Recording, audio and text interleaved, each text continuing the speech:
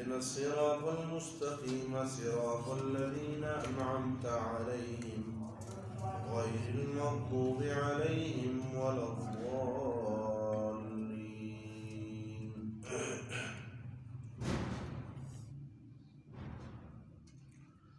سورة الفاتحة مكية.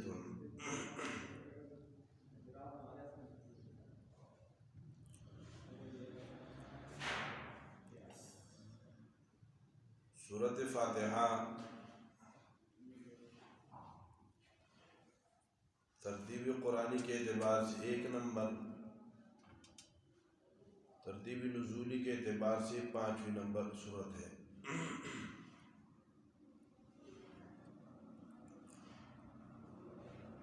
اس کا زمانہ نزول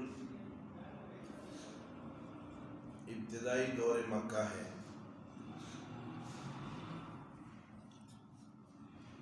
بعد المدثر قبل اللہب نازل ہوئی ہے۔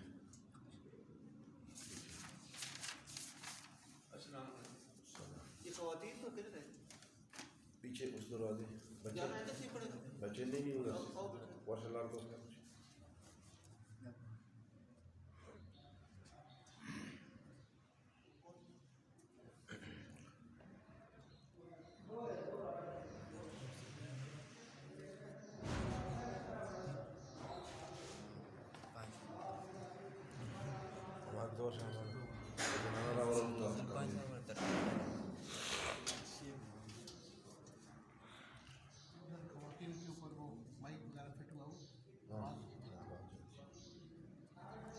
ان کے لیے ہمارے لیے ویسی بھی آواز آ جاتی ہے۔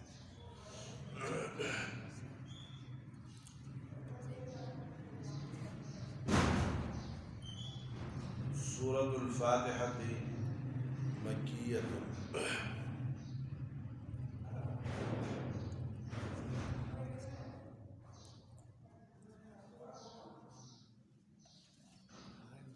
سورۃ فاتحہ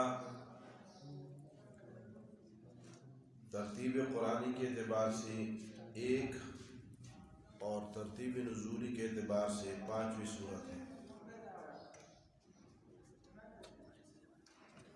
اس کی 7 آیات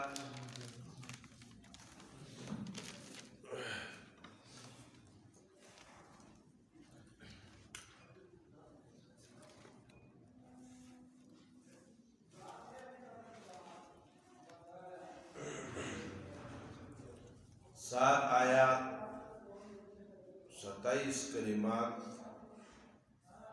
140 حروف ہیں اس کے۔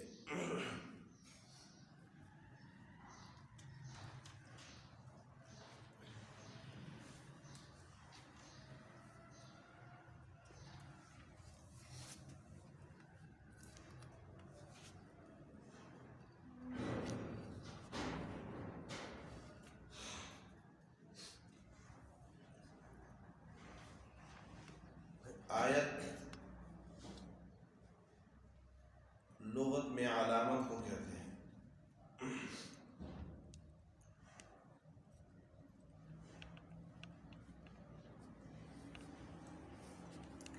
اور شرعاً آیت قرآن کا وہ ٹکڑا جس کا اول اور آخر معلوم ہو توقیفاً۔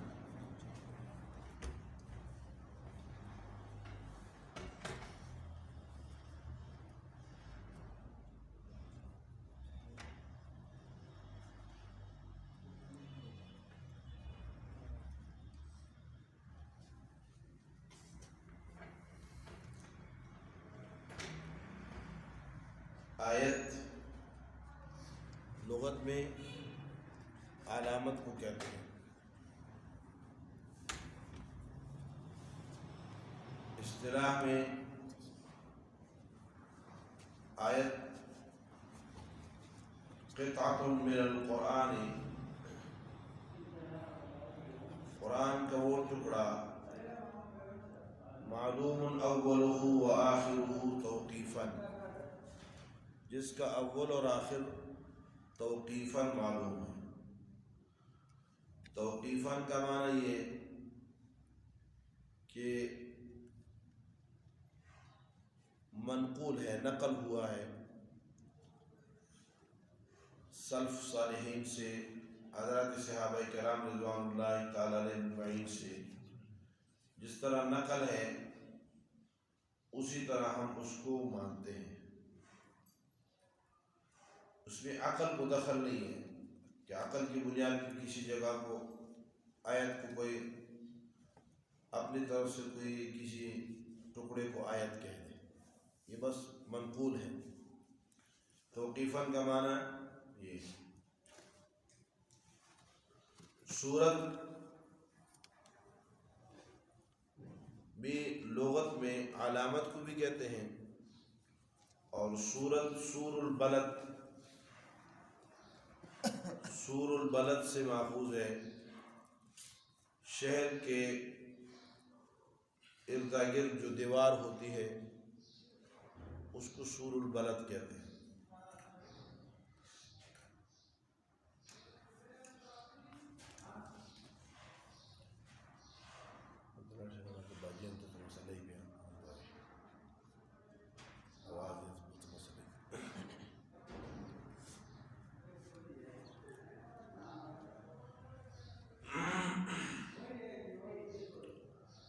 اور شریعت میں سورت بھی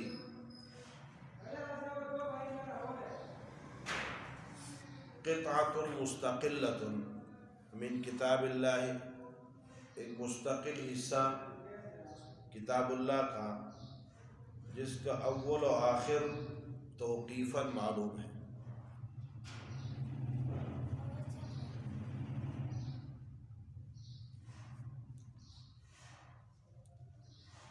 مکیۃ، سورۃ الفاتحۃ مکیۃ، مکی منسوب ہے مکہ کے طرف، مکیۃ منسوب الی مکہ تھا، مکہ کی طرف منسوب ہے۔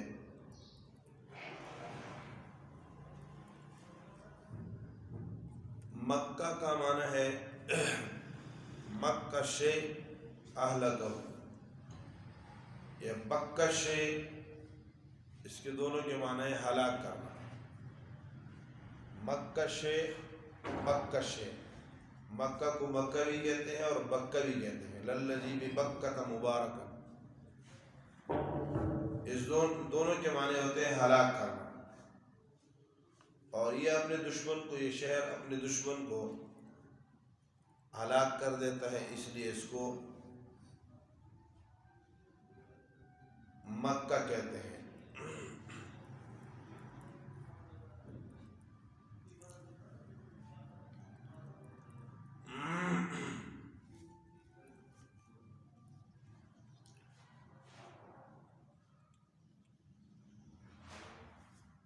اور رسول اللہ صلی اللہ علیہ وسلم کی عمر مبارک راجح قول کے مطابق 63 سال ہے۔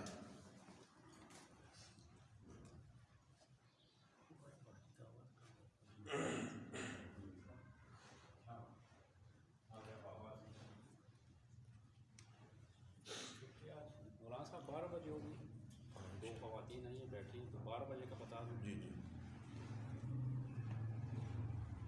10 بجے تھوڑا سا وقفہ کریں گے، اس کے بعد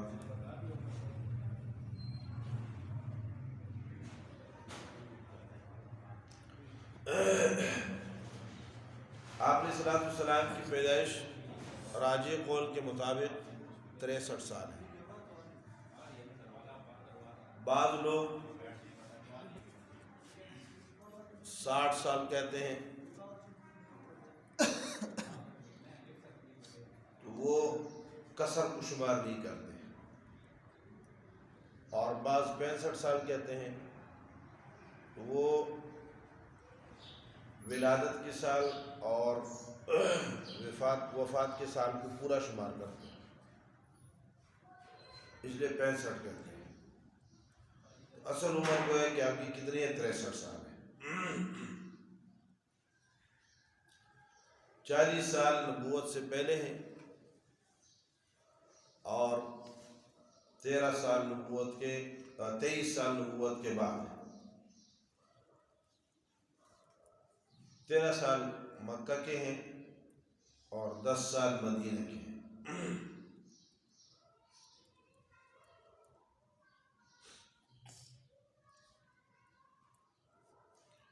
جو صورتیں ہجرت مدینہ سے پہلے نازل ہوئی ہیں ان کو مکی کہتے ہیں۔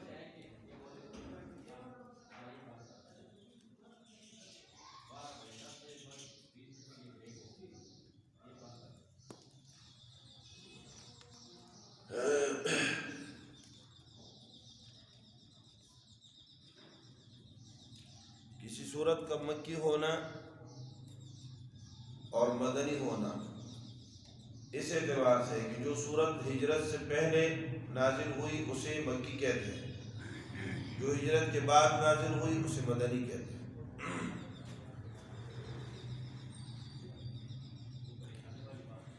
کسی صورت کا مکی یا مدنی ہونا اس کے اکثر اجزاء کے اعتبار سے ہے۔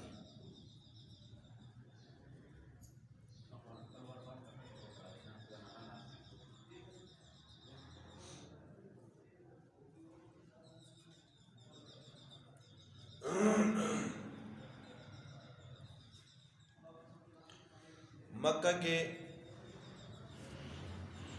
ادوار، آئیے صورتوں کی شروع میں ہم کہیں گے یہ صورت مکہ کے دور اول کی ہے، مکہ کے دور متوسط کی ہے، مکہ کے دور آخر کی ہے، اس لیے یہ تفصیل بتانا ضروری ہے۔ مکہ کے ادوار، مکہ کا دور اول ابتدائی 3 سال ہے جس میں خفیہ دعوت ہے۔ خفیہ دعوت کے ابتدائی 3 سال کو مکہ کا دور اول کہتے ہیں۔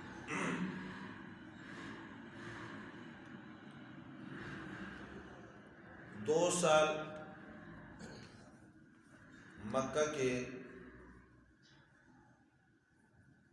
اعلانیہ دعوت کے ہیں، لیکن چونکہ اسلام کا غلبہ نہیں ہوا تھا اور اس سے کسی کو خطرہ نہیں تھا تو مخالفت بھی نہیں ہے۔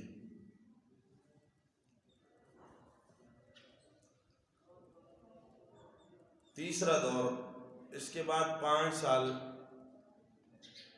یہ مکہ کے کا دور ثالث ہے۔ اس میں دعوت ہے، دعوت کے ساتھ مخالفت بھی ہے، لیکن مخالفت کے لیے رکاوٹ موجود ہے، ابو طالب اور حضرت خدیجہ رضی اللہ تعالیٰ عنہ۔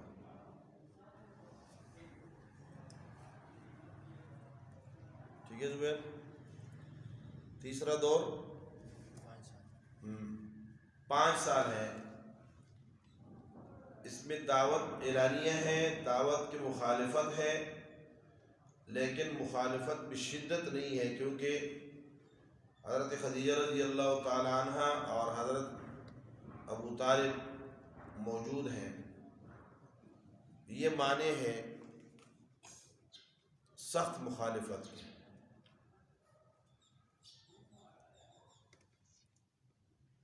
چوتھا دور مکے کا آخری 3 سال ہے جو شدت آزمائش کے ہیں، شدت آزمائش کے۔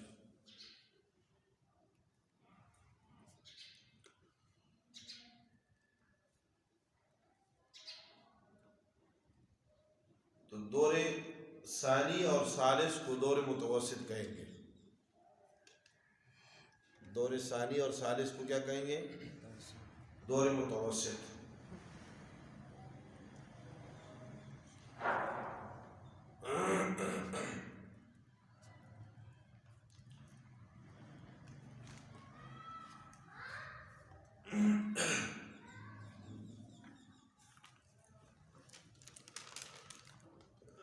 اس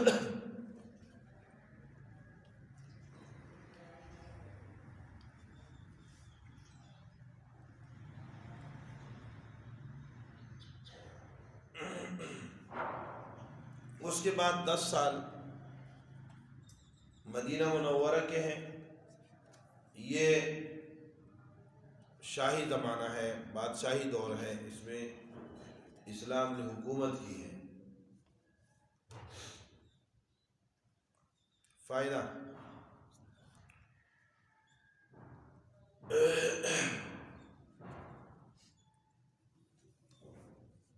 تسمیہ، صورتوں کے ابتدا میں تسمیہ، صورتوں کی تقدیم و تاخیر، کون سی صورت آگے کون سی پیچھے، آیات کی ترتیب، یہ سب کے سب توقیفی ہیں.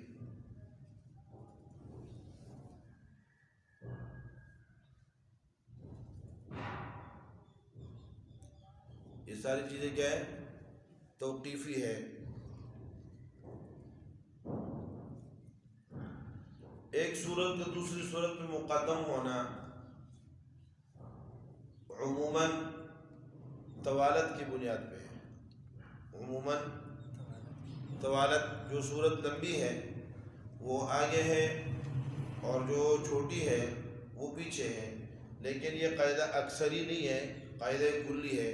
کبھی اس کے برخلاف بھی ہوتا ہے، کبھی اس کے برخلاف بھی ہوتا ہے.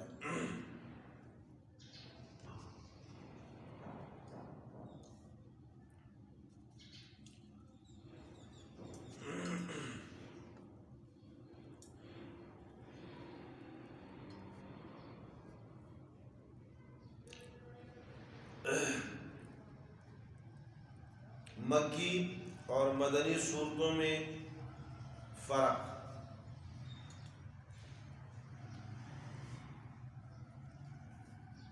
مکی اور مدنی صورتوں میں فرق.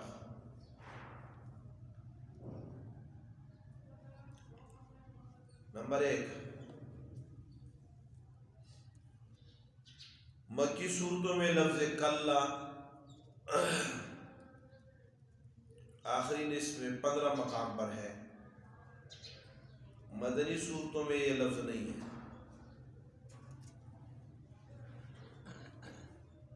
نمبر 2، سجدے سارے کے سارے مکی صورتوں میں ہیں. سجدے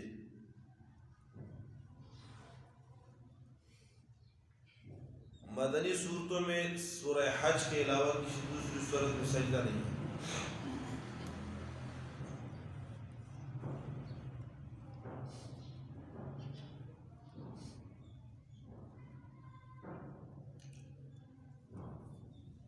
آدم علیہ السلام اور ابلیس علیہ اللعنت کا قصہ مکی صورتوں میں ہے.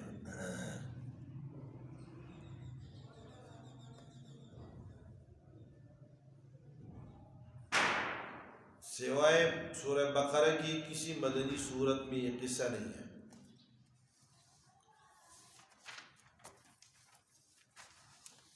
نمبر 4، جہاد کا ذکر مکی صورتوں میں نہیں ہے، مدنی صورتوں میں ہے.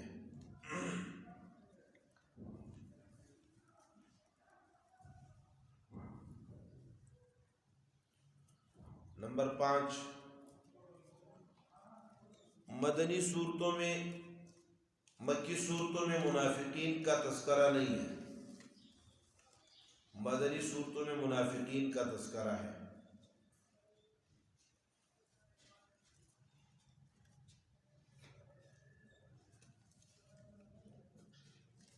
نمبر 6،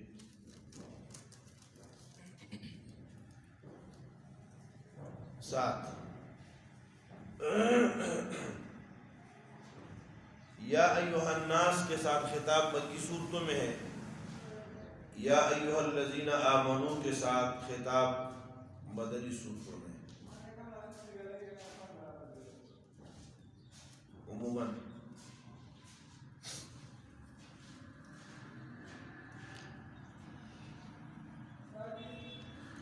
مکی صورتوں میں توحید، رسالت، صبر اور تسلی کے مضامین زیادہ ہیں۔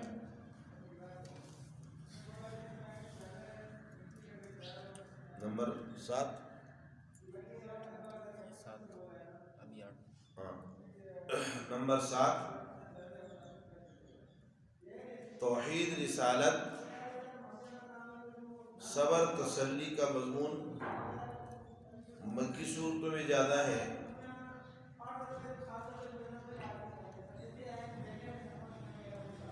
امور انتظامیہ مدنی صورتوں میں۔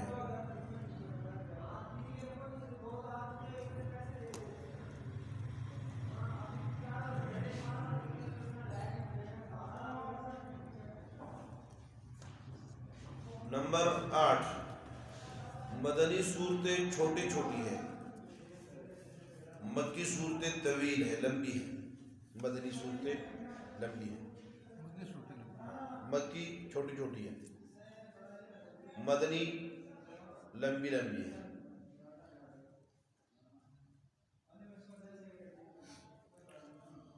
مکی صورتوں میں عموماً مشرکین کا رد ہے۔ نمبر خود لگاؤ 9 مکی صورتوں میں عموماً مشرکین کا رد ہے۔ مدنی صورتوں میں رد منافقین اور اہل کتاب کا ہے۔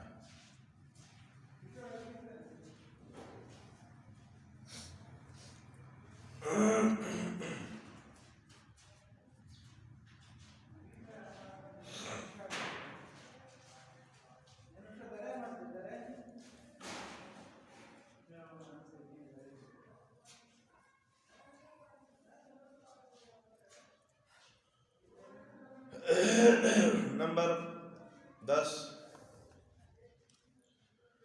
استعارات، تمثیلات، تشبیہات، فصاحت و بلاغت مکی صورتوں میں ہے۔ مدنی صورتوں میں انداز بیان سہل اور سادہ ہے۔ مکہ میں چونکہ دعوت کے ذریعے اور خطاب کے ذریعے لوگوں کا مقابلہ تھا، وہ بڑے فصحا بلاغا تھے، تو وہاں استعارات، تمثیلات، استعارات، تشبیہات اور فصاحت و بلاغت کے ساتھ کلام کیا گیا۔ مدینہ میں چونکہ حکومت تھی تو وہاں سیدھا سادہ احکامات ہیں، سیدھے سیدھے۔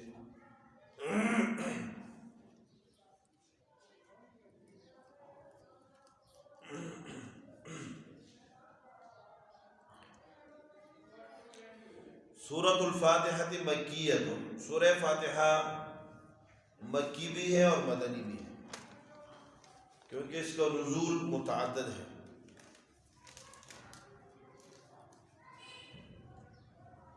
مکہ میں بھی اس کا نزول ہوا ہے، مدینہ میں بھی ہوا ہے، یہ اس کی شرافت کی علامت ہے۔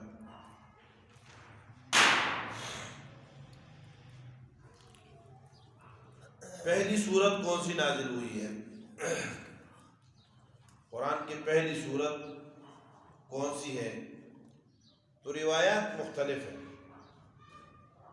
روایات مختلف ہیں۔ بعض میں ہے کہ سورہ علق 5 آیات کے اعتبار سے پہلی سورت ہے۔ بعض میں ہے کہ سورہ مدثر پہلی سورت ہے، اور بعض روایت میں ہے کہ سورہ فاتحہ پہلی سورت ہے۔ شیخ الہند محمود الحسن رحمۃ اللہ علیہ اس تعارض کا جواب یوں دیتے تھے کہ مطلقاً اول سورت علق کی ابتدائی 5 آیات ہیں، پھر بیچ میں وحی بند ہو گئی تھی۔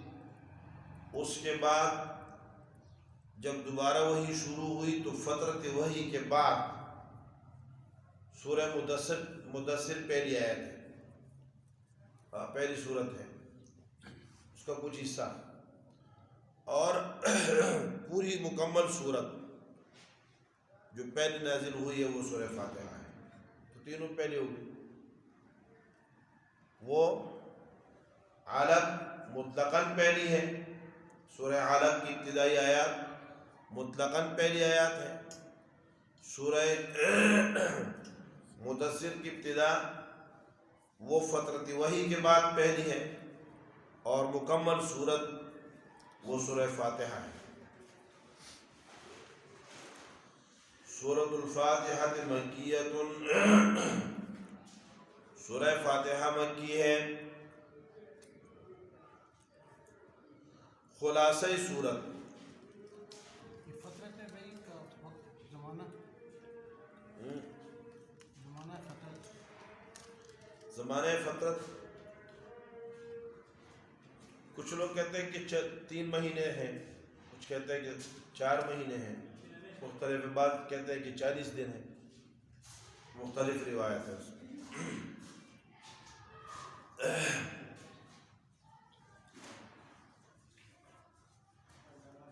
سورۃ فاتحہ کا خلاصہ، امام لاہوری رحمۃ اللہ علیہ فرماتے ہیں کہ سورہ فاتحہ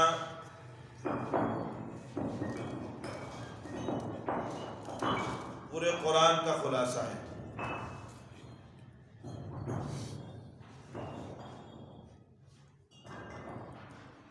وہ اس طرح کہ قرآن کے مضامین کا حاصل 3 ہے۔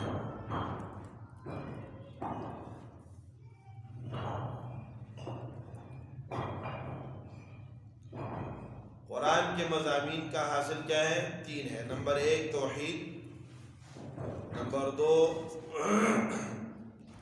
رسالت، نمبر 3 قیامت۔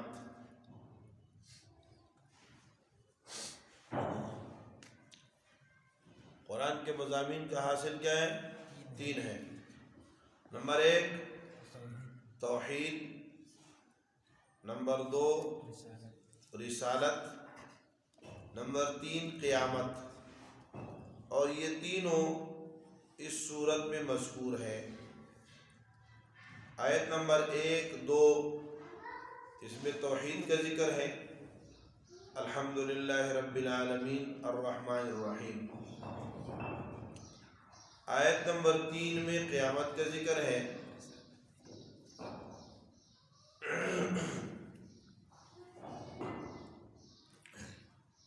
آیت نمبر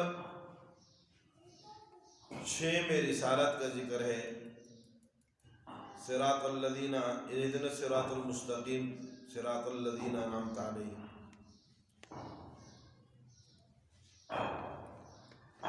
اور آیت نمبر 7 میں مردودین الہی کا ذکر ہے، جن کو اللہ نے رد کیا ہے ان کا ذکر ہے، جو مردود ہوئے ہیں ان کا ذکر آیت نمبر 7 میں ہے۔ تو سورہ فاتحہ کا خلاصہ یہ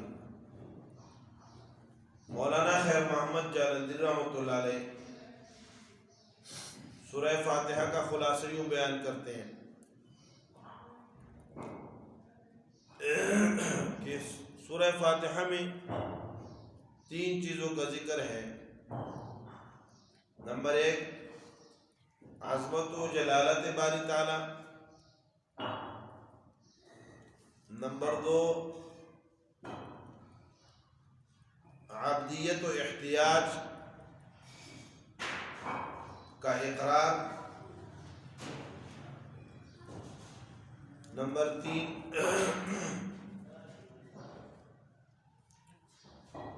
3 اظہار مطلب و مقصد۔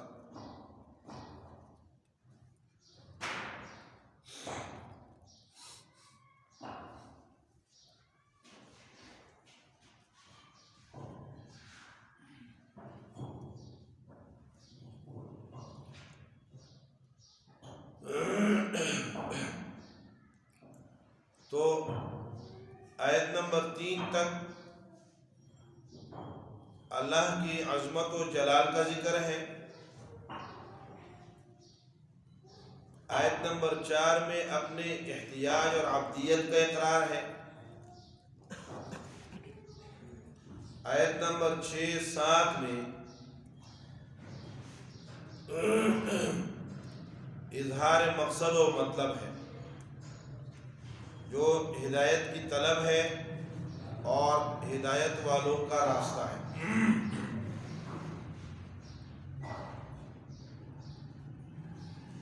نمبر 3، نمبر 1 لاہوری رحمۃ اللہ علیہ نے بیان کیا، نمبر 2 خیر محمد جالندری نے بیان کیا۔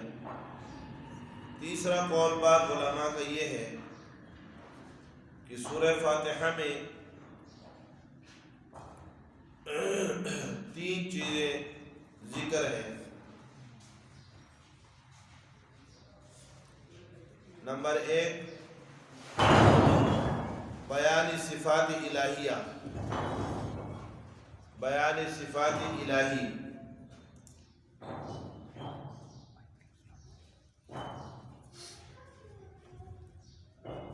یہ الرحیم تک ہے۔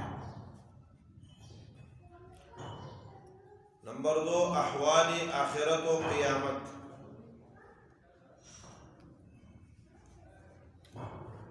یہ مالک یوم الدین تک ہے۔ نمبر 3 مباحث نبوت، رسالت، سعادت و شقاوت، کفر ایمان، ہدایت و ضلالت، یہ اہدنا الصراط المستقیم سے آخر تک ہے۔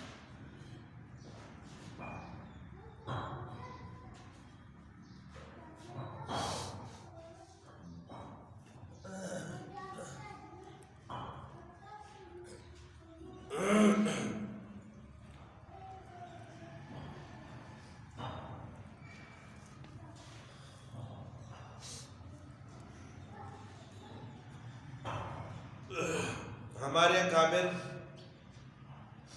اساتذہ کرام سورہ فاتحہ کا خلاصہ یوں بیان کرتے ہیں کہ قرآن کے 5 حصے ہیں، قرآن کے 5 حصے ہیں۔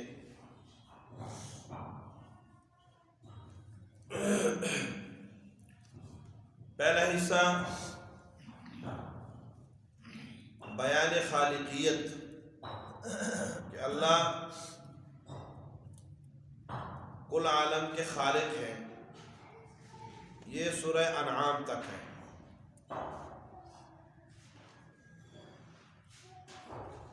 یہ حصہ ابتداء قرآن سے لے کر سورہ انعام تک ہے۔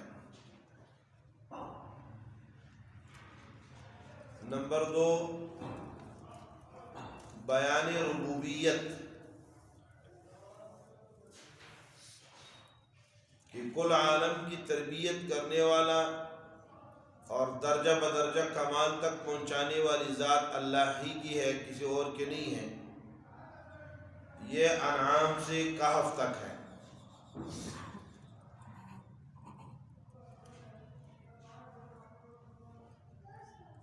نمبر 3 بیان سلطنت، کہ بادشاہت صرف اللہ کی ہے،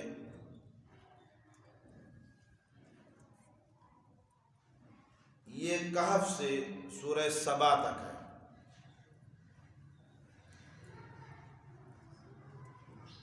نمبر 4 شفاعت قہری کی تردید اور نفی، یہ سورہ سبا سے حوامیم تک ہے۔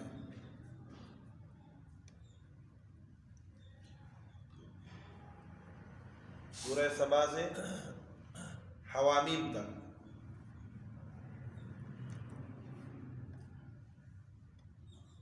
اس میں کیا ہے؟ نفی ہے شفاعت قہری کی، اور حوامیم سے آخر قرآن تک اس میں تخویفات ہیں۔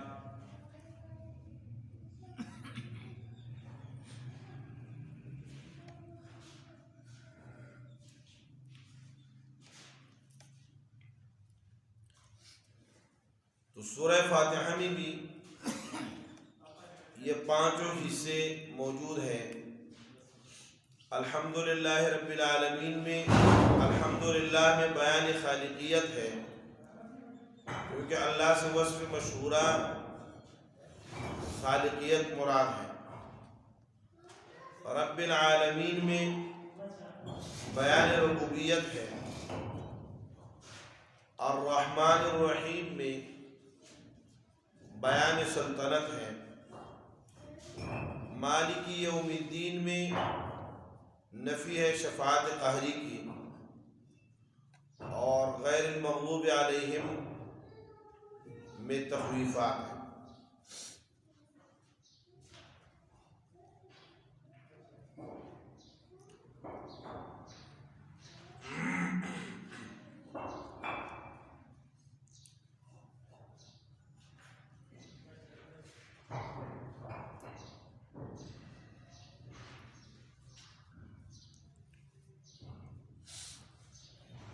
شاہ ولی اللہ محدث دہلوی رحمۃ اللہ علیہ کی اصطلاح میں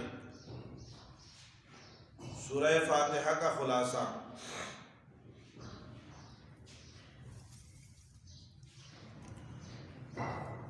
میں پہنچ رہے ہو پیچھے پیچھے یا رہ تو نہیں کیوں جہاں رہتے ہو پھر بتاؤ، ٹھیک ہے، اسپیڈ سلو کریں۔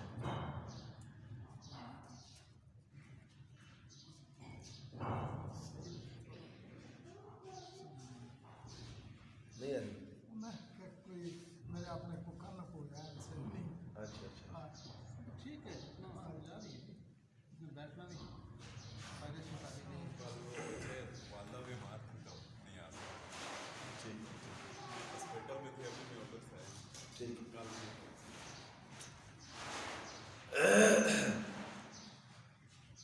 شاہ ولی اللہ محدث دہلوی رحمۃ اللہ علیہ کے اصطلاح میں سورۃ فاتحہ پوری کی پوری علم المخاصمہ ہے۔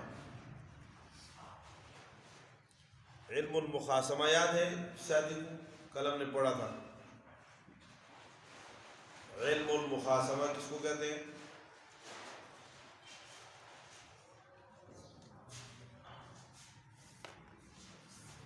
زبیر بھائی، علم المخاصمہ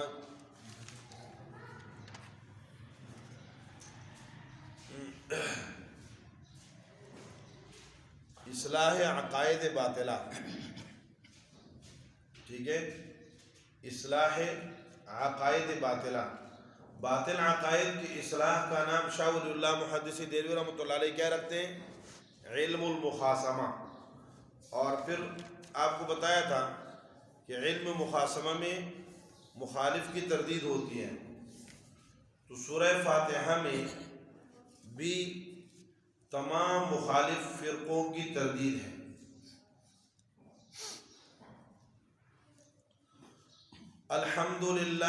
الحمدللہ میں مشرکین، دہریہ، مجوس اور قدریہ قرار ہے۔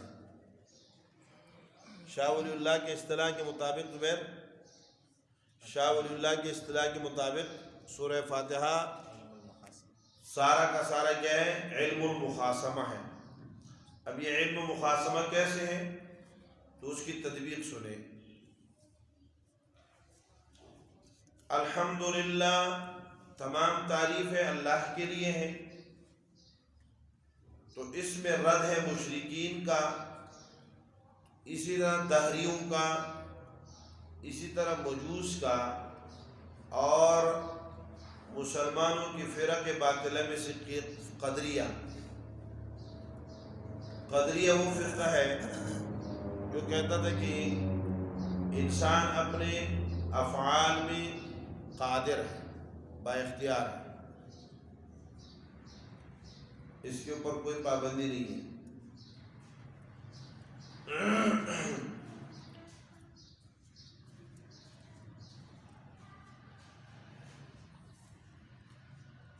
رب العالمین میں فرقہ جہیمیہ کا رد ہے، جہیمیہ لکھیں گا نا،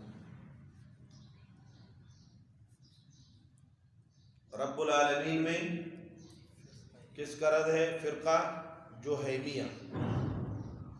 جہیمیہ وہ فرقہ ہے جو اللہ کی صفات کا منکر ہے،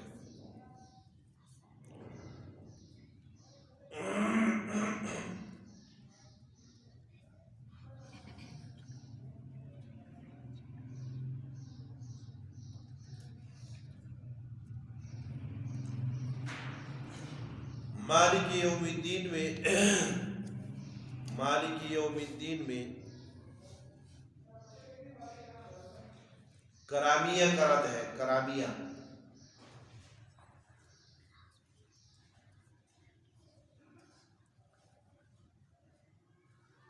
جو لا یضر سیئۃ ولا ينفع حسنۃ کے قائل. لا یضر سیئۃ ولا ينفع حسنۃ. کوئی گناہ کرتا ہے اس سے کوئی نقصان نہیں ہوتا جب ایمان ہے، اور اگر کوئی نیکی کرتا ہے تو اس کا کوئی فائدہ نہیں ہے.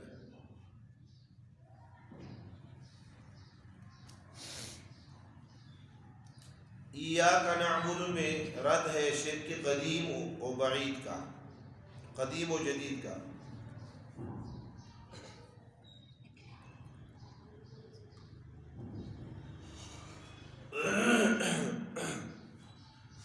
صراط الذین انعمت علیہم سے آخر صراط الذین انعمت علیہم میں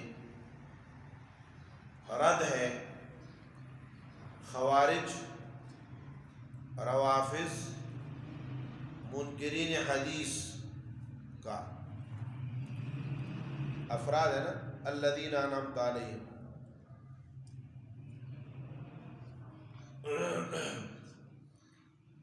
تو شخصیات کی اتباع کی دعا کی گئی ہے. وہ شخصیات کون ہیں؟ تقلید. جی،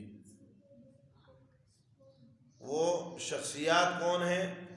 وہ افراد ہیں. وہ افراد صحابہ کرام رضوان اللہ اجمعین ہیں. خوارج علی رضی اللہ تعالیٰ عنہ کے دشمن، روافض دیگر صحابہ کرام کے ناقد، منکرین حدیث، حدیث کے سند پہ عدم اعتماد کرنے والے. تو ان سب کا رد ہے صراط الذین انعمت علیہم میں. اور غیر المغضوب علیہم میں یہود کا، اور ضالین میں کس کا؟ نصارہ کا رد ہے.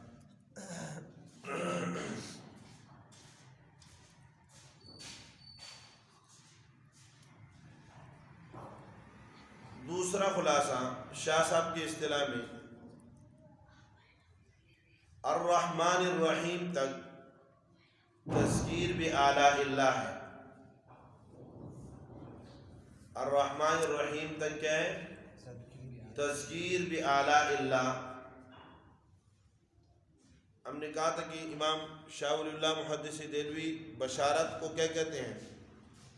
بشارت چاہے دنیاوی ہو یا اخروی، اس کو کیا کہتے ہیں؟ تذکیر بآلاء اللہ. تذکیر بآلاء اللہ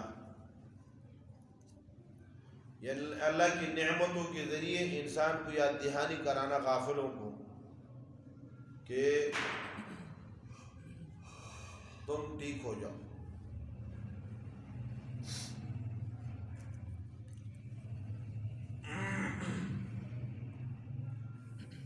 مالک یوم الدین میں تذکیر بما بعد الموت ہے.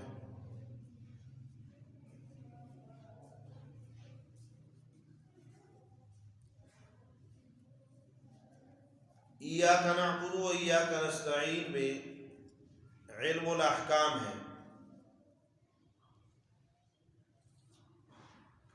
اور صراط الذین انعمت علیہم غیر المغضوب علیہم ولا الضالین میں تذکیر بایام اللہ ہے.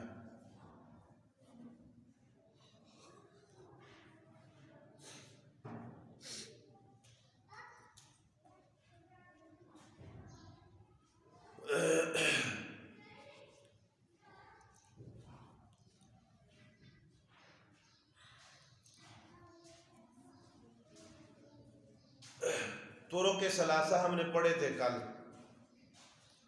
کہ قرآن کا خلاصہ کیا ہے. قرآن کے اسباب نزول 3 ہیں. قرآن کے اسباب نزول کیا ہیں؟ 3 ہیں. 3 مقاصد کے لیے قرآن نازل ہوا ہے. نمبر 1 اصلاح عقائد باطلہ.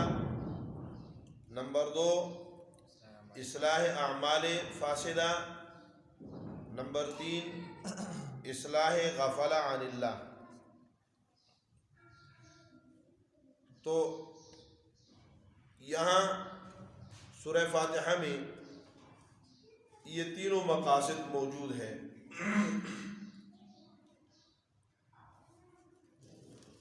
الحمد للہ رب العالمین الرحمن الرحیم مالک یوم الدین، یعنی ابتدائی 4 آیات، اس میں اصلاح ہے عقائد باطلہ کی.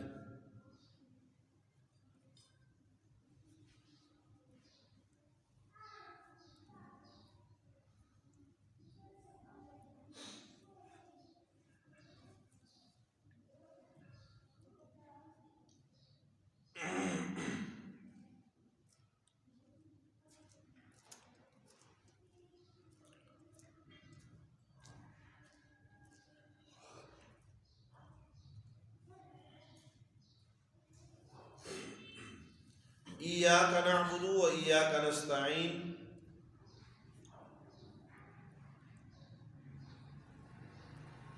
اس میں اصلاح اعمال فاسدہ کی،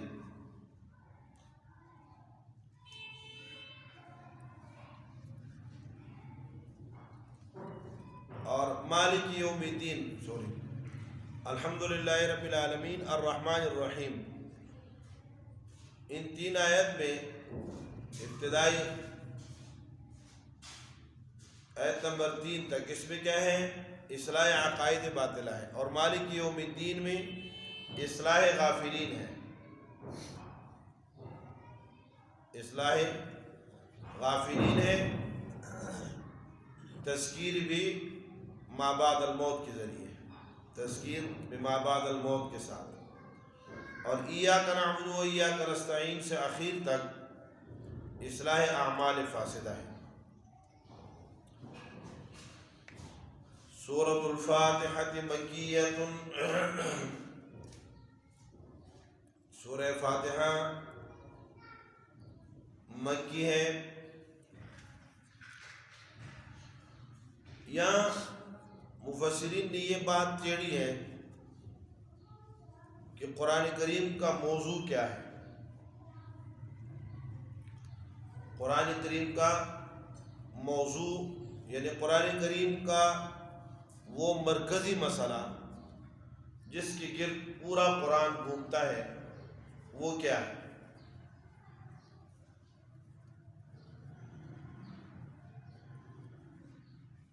تو ہمارے یہاں کبیرین میں سے مولانا عبید اللہ سندھی رحمۃ اللہ علیہ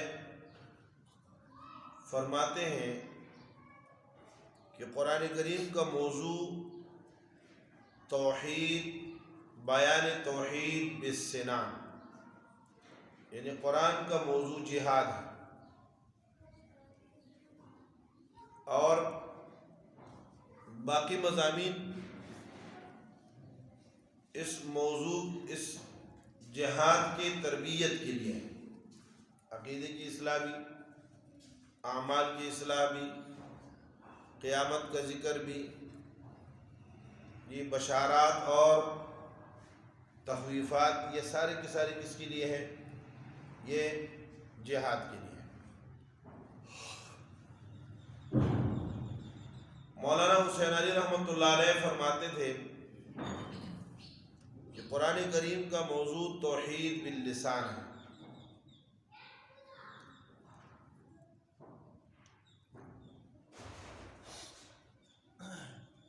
مولانا عبید اللہ سندھی رحمۃ اللہ علیہ کی تائید مولانا اشرف علی تھانوی کے قول سے ہوتی ہے. مولانا اشرف علی تھانوی رحمۃ اللہ علیہ فرماتے ہیں کہ دعوت سے مسلمانوں کی کثرت ہوتی ہے، اور جہاد سے مسلمانوں کی قوت بڑھتی ہے، طاقت حاصل ہوتی ہے.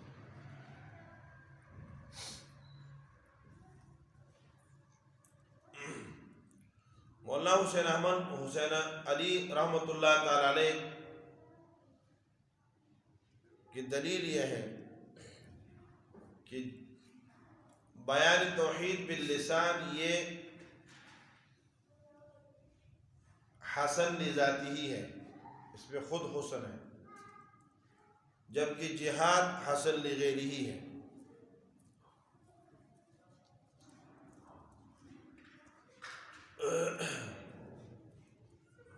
ایک قول یہ ہے کہ قرآن کریم کا موضوع، پورے قرآن کا موضوع یہ انسان ہے، انسان سے قرآن بحث کرتا ہے۔ پھر انسان کے نظریات اور عقائد درست ہوں گے یا غلط ہوں گے،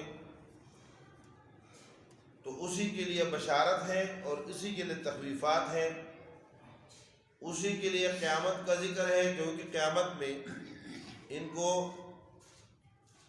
جزا و سزا ملنی ہے اس انسان کو۔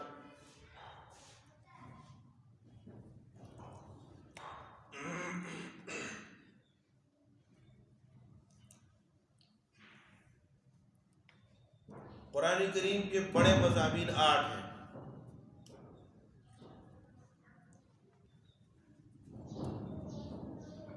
قرآن کریم کے بڑے مضامین کتنے ہیں؟ 8۔ نمبر 1 توحید، نمبر 2 رسالت،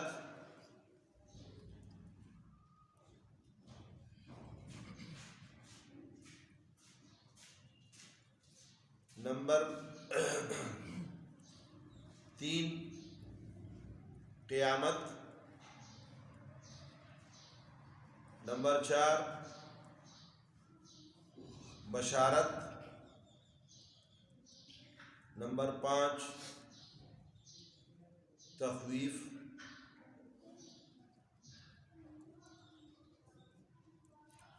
نمبر 6 جہاد، نمبر 7 انفاق، نمبر 8 امور انتظامیہ۔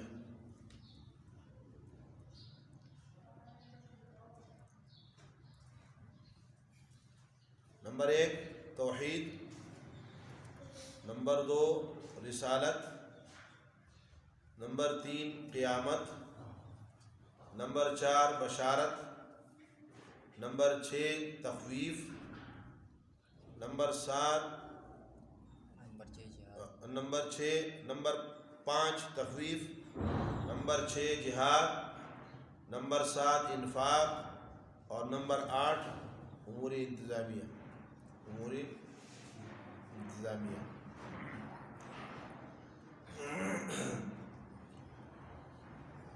بسم اللہ الرحمن الرحیم۔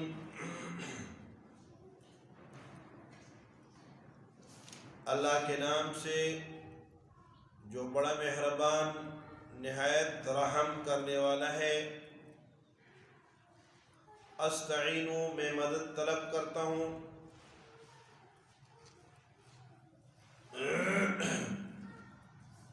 یا بسم اللہ الرحمن الرحیم، اللہ کے نام سے جو مہربان نہایت رحم والا ہے، میں ابتدا کرتا ہوں۔ ابتدی با، بسم اللہ میں با یا مصاحبت کے لیے ہے، یعنی ساتھ ہونے کے،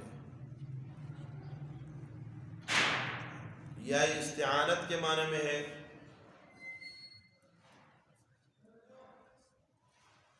یا برکت کے معنی میں ہے۔ اللہ کے نام کے ساتھ، اللہ کے نام کی مدد سے، اللہ کے نام کی برکت سے۔ استعینوا باسمی خاصۃً، میں خاص اسی کے نام سے مدد مانگتا ہوں، برکت چاہتا ہوں، اسی کے نام کے ساتھ ہوتا ہوں مصاحبت۔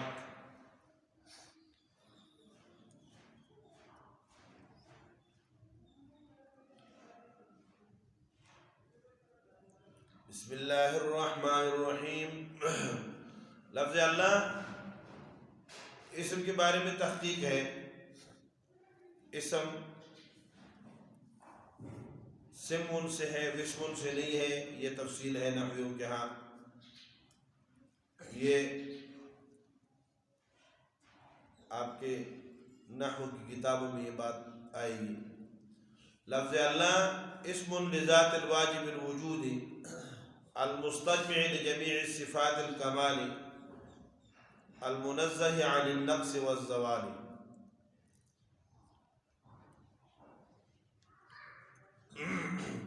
لفظ اللہ، علامہ تفتزانی رحمۃ اللہ علیہ فرماتے ہیں کہ عالم علی الاصح، صحیح قول کے مطابق شرح تہذیب کے اندر آپ نے پڑھا ہوگا، واللہ عالم علی الاصح لذات الواجب الوجود، کہ اللہ صحیح قول کے مطابق کیا ہے؟ عالم ہے، نام ہے عالم۔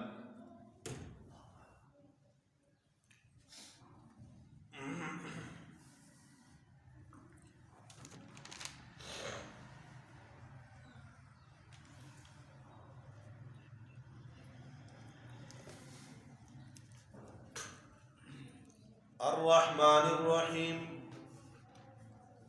یہ دو صفات ہیں اور جو رحمت سے مشتق ہیں دونوں۔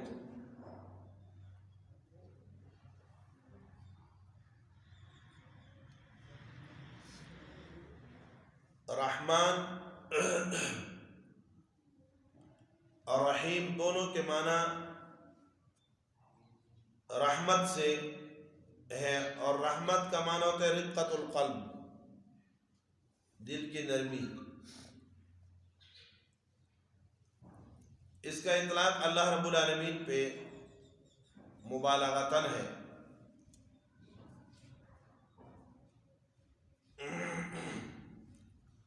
اور مراد اس سے احسان ہے، کیونکہ رقت قلب جس کو رحم کہتے ہیں تو اس کے لیے تو قلب کا ہونا ضروری ہے۔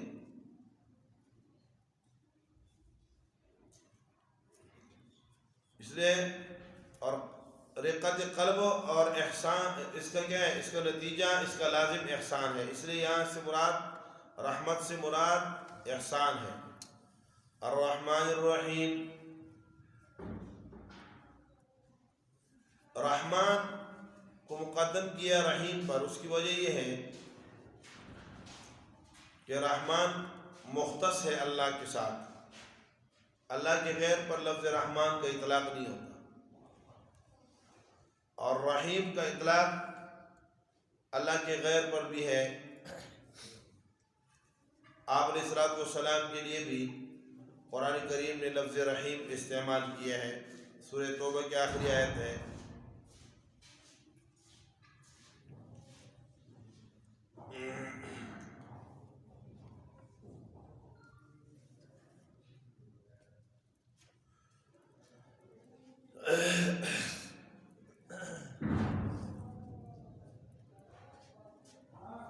بسم اللہ الرحمن الرحیم۔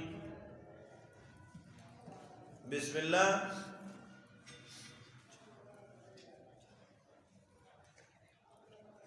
امام ابو حنیفہ رحمۃ اللہ علیہ کے نزدیک ہر سورت کا جز نہیں ہے، پورے قرآن کا جز ہے۔ اس لیے قرآن میں اگر ایک مرتبہ پڑھ لیا جائے تو قرآن مکمل ہو جاتا ہے۔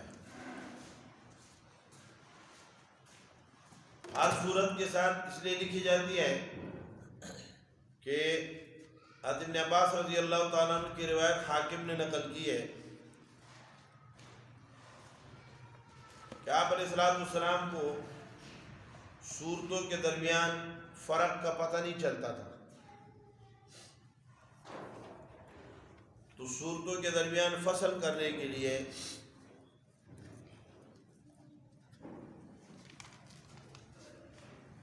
تسمیہ نازل کی گئی ہے۔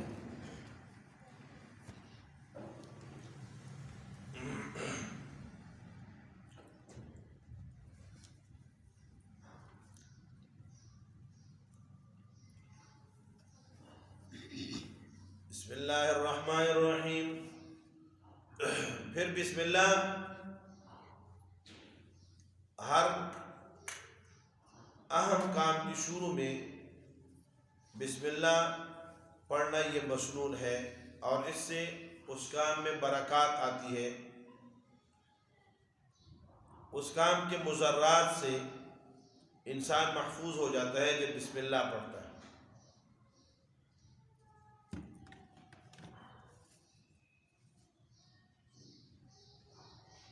کھانے کے شروع میں، پینے کے شروع میں،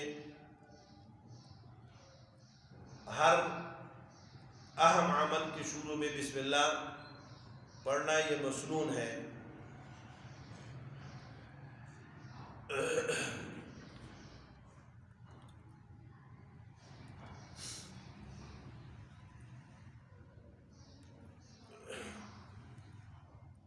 اور اس میں اشارہ ہوتا ہے، اگر آپ کھانا کھاتے ہیں اس سے پہلے بسم اللہ پڑھتے ہیں تو اس بات کی طرف اشارہ ہے کہ یہ کھانا میرے ہاتھ تک پہنچنے میں ایک کریم ذات اور رحیم ذات کے بہت سارے کارخانوں سے گزر کر میرے ہاتھ تک پہنچا ہے، تو یہ سب میری خدمت میں لگے ہوئے ہیں، تو میں اس ذات عالی سے غافل نہ رہوں۔ تو غفلت دور کرنے کے لیے یہ مسنون قرار دیا گیا ہے کہ آپ بسم اللہ پڑھیں۔ کسی معصیت اور گناہ کے شروع میں اگر کوئی بسم اللہ پڑھے تو فقہاء نے لکھا ہے کہ اگر وہ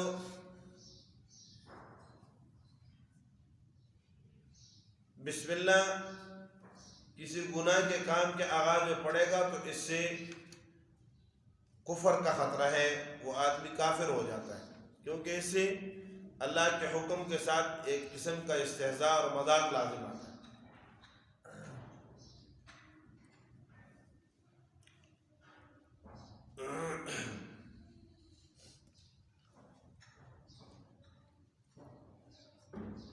بسم اللہ الرحمن الرحیم، الحمدللہ رب العالمین، تمام تعریفیں ثابت ہیں اللہ کے لیے، رب العالمین جو پرورش کرنے والے ہیں عالمین کے۔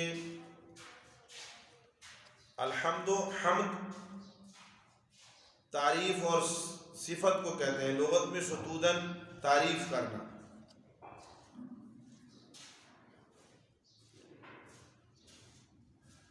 شریعت میں حمد کہتے ہیں کسی کی اختیاری خوبیوں پر زبان سے اس کی تعریف کرنا۔ والثناء باللسان على الجمیل الاختیاری، نعمتاً کان او غیرہا، مقابلے میں نعمت اور انعام ہو یا نہ ہو۔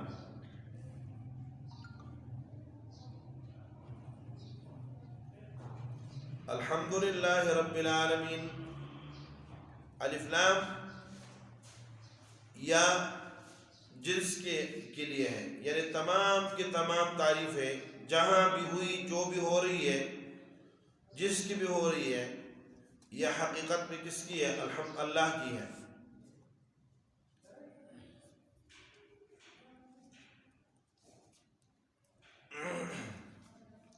تو جن سے تعریف اللہ کے لیے ہے،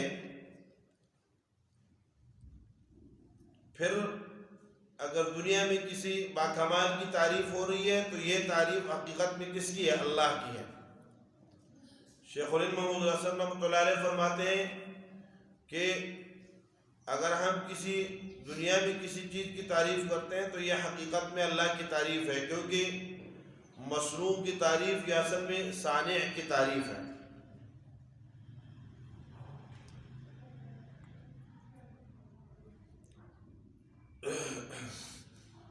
الحمدللہ رب العالمین، الحمدللہ تمام تعریفیں، یا الف لام استغراق کے لیے ہو تو پھر معنی یہ ہوگا کہ تمام افراد تعریف کے دنیا میں جہاں جہاں بھی تعریف کے افراد پائے جاتے ہیں وہ سارے کے سارے افراد ثابت ہیں اللہ کے لیے۔ اور الف لام عہد کے لیے بھی ہو سکتا ہے، پھر معنی یہ ہوگا الحمدللہ رب العالمین، خدا ہونے کی خدائی کے مناسب تعریفیں وہ اللہ رب العالمین کے لیے ثابت ہے۔ رب العالمین جو پرورش کرنے والے ہیں، رب تربیت کرنے والے کو کہتے ہیں۔ تربیت کہتے ہیں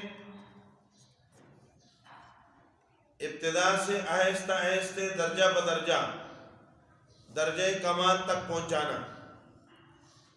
تو اللہ سارے عالم ساری چیزوں کے مربی ہیں، تربیت کرنے والے ہیں، اور آہستہ آہستہ اسے درجہ کمال تک پہنچانے والے ہیں۔ العالمین، عالمین جمع ہے عالم کی۔ عالم ما یعلم بہ الشیء، جس سے کسی چیز کو پہچانا جائے، کسی چیز کی علامت کو کہتے ہیں۔ عالم کے ذریعے چونکہ خالق عالم کو پہچانا جاتا ہے،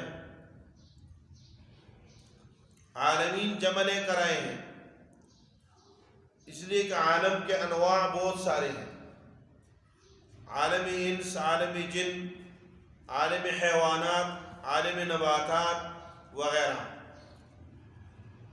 عالم کتنے ہیں اس بارے میں قرآن و سنت صحیحہ وہ خاموش ہے، ساکت ہے کہ عالم کتنے ہیں۔ لیکن جو اسرائیلی روایات کے اندر جو صحابہ کرام اور تابعین وغیرہ سے منقول ہے، مختلف روایات آئی ہیں۔ چنانچہ ابن عباس رضی اللہ تعالیٰ عنہ سے ایک روایت میں ہے کہ عالم 18,000 ہے، 18,000۔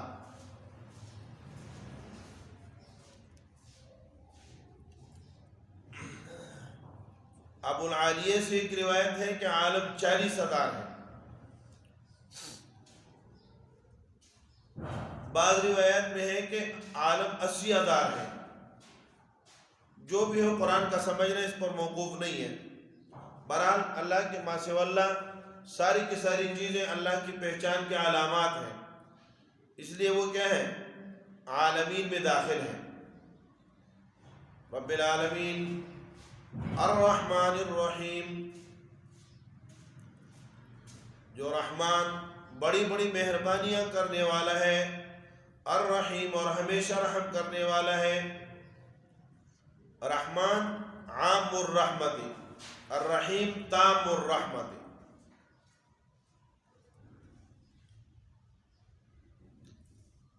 عام الرحمت جس کی رحمت عام ہے، جو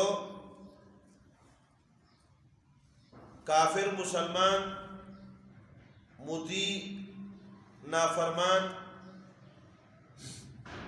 اپنے پرائے سب کو شامل ہے،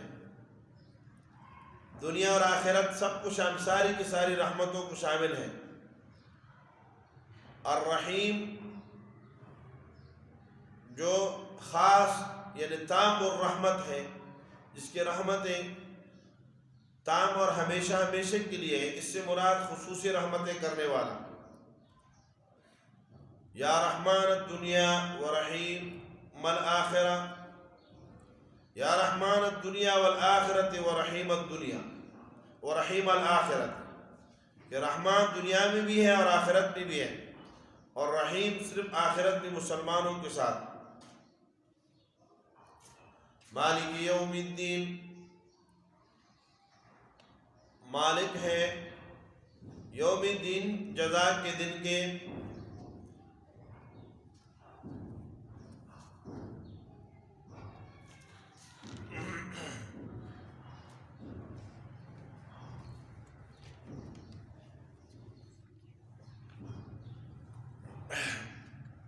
مالک یوم الدین روز جزا کے مالک ہے، جس دن انعام اور بدلے دیے جائیں گے، اس کے مالک اللہ ہے۔ ایک مالک ہے اور ایک ملک ہے۔ مالک اور ملک میں فرق ہے۔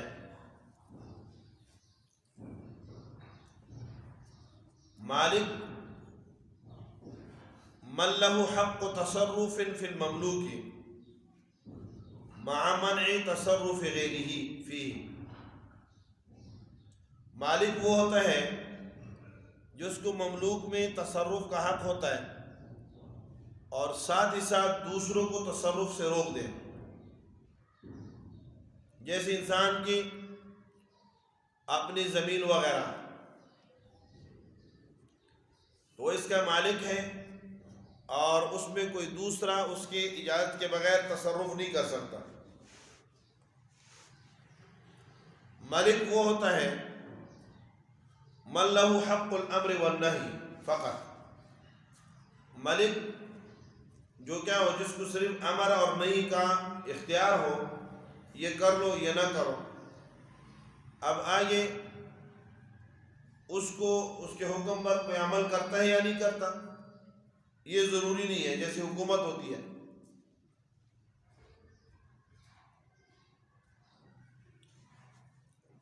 بادشاہ کو ملک کہتے ہیں. ایک ملک ہے، ملک لام کے فتحے کے ساتھ، یہ فرشتہ ہے، فرشتے کو کہتے ہیں.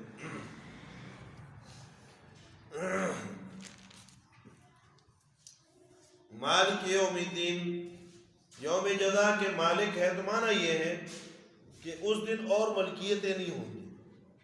باقی بادشاہتیں آج دنیا کے اندر تو عارضی اور مجازی بادشاہتیں موجود ہیں، اس دن مجازی بادشاہتیں ساری کی ساری ختم ہو جائیں گی اور رب العالمین اعلان کریں گے لمن الملک اليوم،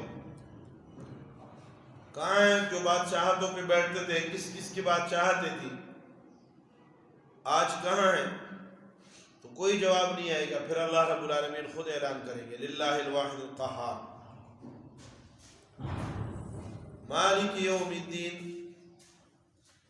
ایک بات رہ گئی بیچ میں، سورہ فاتحہ کا موضوع، میں نے کہا تھا قرآن کے موضوع پر بات کی. سورہ فاتحہ کا موضوع کیا ہے؟ تو ہمارے مشائخ میں مولانا سرفراز خان صفدر صاحب رحمۃ اللہ علیہ فرماتے ہیں کہ سورہ فاتحہ کا موضوع ہے تعلیم المسئلہ، مانگنے کا طریقہ، مانگنے کا طریقہ. اور ہمارے شیخ صاحب فرماتے تھے کہ اس کا موضوع ہے توحید. سورہ فاتحہ کا موضوع توحید ہے. تعلیم المسئلہ دعا مانگنے کا طریقہ، اس سورت میں دعا مانگنے کا طریقہ سکھلایا گیا ہے. اور دعا مانگنے کا طریقہ یہ ہے کہ پہلے دعا اصل میں درخواست ہے، تو درخواست جب کوئی بندہ دینے جاتا ہے کسی کے پاس، تو سب سے پہلے اس کی خوبیاں بیان کرتا ہے. جس کو درخواست دینی ہے، آپ جی بہت اچھے افسر ہیں. ہمارے ایک دوست ہیں، وہ جس کے پاس بھی جاتے ہیں، جس سے بھی ملتے ہیں، وہ کہتے ہیں تم بڑے جینون افسر ہو. جب اسے کہہ دیتے تم جینون افسر ہو، تو وہ پھر اس لفظ کے نیچے دب جاتا ہے. تو جو مرضی ہو، جانتا ہو یا نہ جانتا ہو، کہتے میں تمہیں جانتا ہوں اور تم بڑے جو نا نئے افسر ہو، بڑے اچھے آدمی.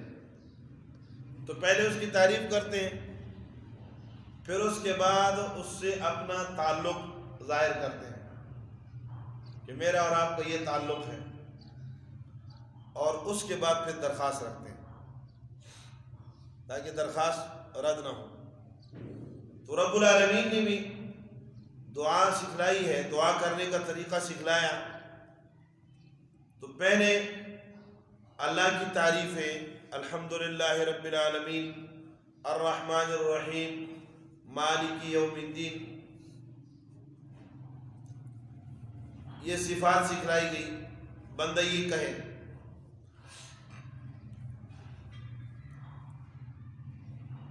اس کے بعد ایاک نعبد و ایاک نستعین،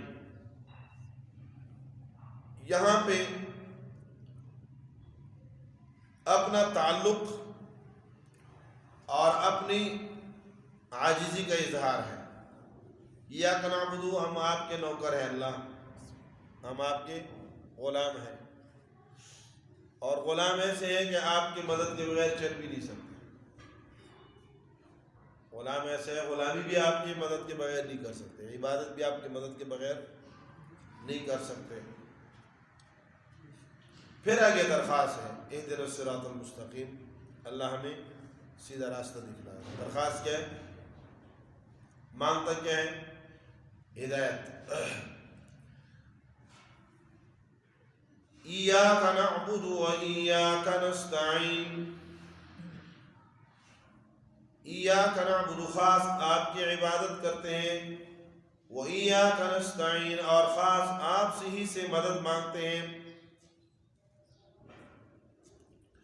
ये गोया माक़बल पे जब आप अल्लाह हैं, आप रब्बुल आलमीन हैं, आप रहमान और रहीम हैं और आप मालिक यौमिद्दीन हैं, यानी गोया इंसान के ऊपर 3 अदवार आते हैं इंसान की ज़िंदगी में, माजी, हाल, इस्तिक़बाल।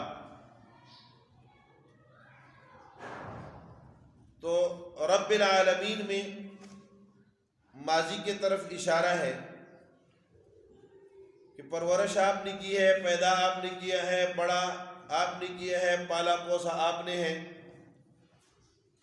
तो मुझ समय सारी कायनात के मुरब्बी आप हैं, तो मेरा माजी तो ये है। हाल ये है कि तेरे रहमतों की बरसात है, अर्रहमान अर्रहीम। अब तेरी रहमतें नाजिल हो रही है, मेरे जिस्म में तेरे रहमतों की बरसात, मेरे ज़मीन पे तेरे रहमतों की बरसात, मेरे हर हर लम्हे और हर हर घड़ी, हर हर वक्त तेरी रहमतें मेरी तरफ मुतवज्जे, हाल में और मालिक यौमिद्दीन मुस्तक़बिल में भी तू ही मेरा मालिक है, मेरा भी है, सारे कायनात का, सारी चीज़ों का। जब किसी की मिल्कियत नहीं होगी, किसी की बादशाहत नहीं होगी, तो माजी, हाल और इस्तिक़बाल तीनों में जब अल्लाह हम तेरे मोहताज हैं, तो अब क्या है, हम आपसे दरख्वास्त, हम आपके सामने अपनी आजिज़ी का इज़हार करते हुए कहते हैं इय्याक नअबुदु, ऐ अल्लाह हम आपकी इबादत, क्योंकि जो रब है, जो खालिक है, जो रहमान और रहीम है और जो मालिक है, तो वही इबादत के लायक है। वही क्या है, इबादत के लायक है। इसलिए अल्लाह हम तेरी इबादत करते हैं। तो इबादत में आजिज़ी और इंकिसारी का इजहार, हम आपके सामने अपने आजिज़ी का एतराफ़ करते हैं, कमज़ोरी का एतराफ़ करते हैं। इय्याक नअबुदु, अल इबादतु, कल आपको बताया था, गायतुल ज़ुल्ल बिगायतिल हुब्ब, इंतहाई मोहब्बत के साथ इंतहाई आजिज़ी और ज़िल्लत इख्तियार करने का नाम क्या है, इबादत है। तो हम इय्याक नअबुदु ख़ास आपकी इबादत करते हैं। मुसलमान की इबादत का महवर और मरकज़ क्या, सिर्फ एक अल्लाह की ज़ात है। इय्याक नअबुदु, हम आपकी इबादत करते हैं। और यह नअबुदु जमा का सिग़ा लाने में इस बात की तरफ इशारा है, मौला हुसैन अहमद मदनी रहमतुल्लाह अलैह ने इसमें नुक्ता लिखा है कि नअबुदु और नस्तईन जमा का सिग़ा इसलिए लाए हैं कि बादशाहों के दरबार में जब लोग जाते हैं तो अकेले नहीं जाते हैं, अकेला मुंडे पे चादर डाला हुआ है और वज़ीर आज़म से मिलने जा रहा है, नहीं नहीं, अपने साथ के दोस्त अहबाब 2-4 आदमी लेते हैं और फिर जाते हैं। तो बादशाहों के किसके लिए, बादशाहों के दरबार में हाज़िरी के लिए दस्तूर और कानून यह है कि लोग वफ़द की सूरत में जाते हैं। तो इबादत तो बंदा अकेले कर रहा होता है, लेकिन जमा का सिगा है कि अल्लाह हम वफ़द के ज़रिए आए हैं, गोया कि हम वफ़द हैं और आपके दरबार में हाज़िर हो। یا دوسرا یہ ایاک نعبد دوسری وجہ جمع لانے کی، اس میں انکسار نفسی ہے. ایاک نعبد اللہ صرف میں ہی نہیں بلکہ آس پاس ساری دنیا تیری عبادت کرتی ہے، میں ان عبادت کرنے والوں میں سے ایک عاجز، ایک بندہ ہوں، ایک میں بھی ہوں. ایاک نعبد، اور بات کہتے ہیں کہ جمع لانے کی وجہ یہ ہے کہ یہ تعظیماً لے کر آئے ہیں. ایاک نعبد اللہ ہم تیری عبادت کرتے ہیں، خاص تیری عبادت کرتے ہیں.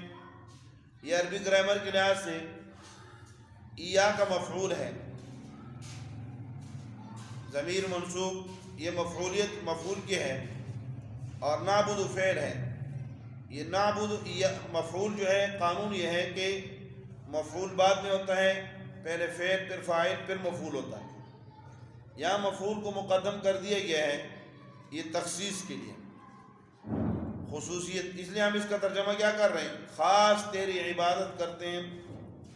تو یہ خاص کا لفظ کہاں سے آئے ہیں؟ یہ ایاک کے آگے آنے کی وجہ سے ایاک کا مقدم ہو گیا، تو اس لیے کیا ہو گیا ترجمہ؟ خاص تیری عبادت کرتے ہیں.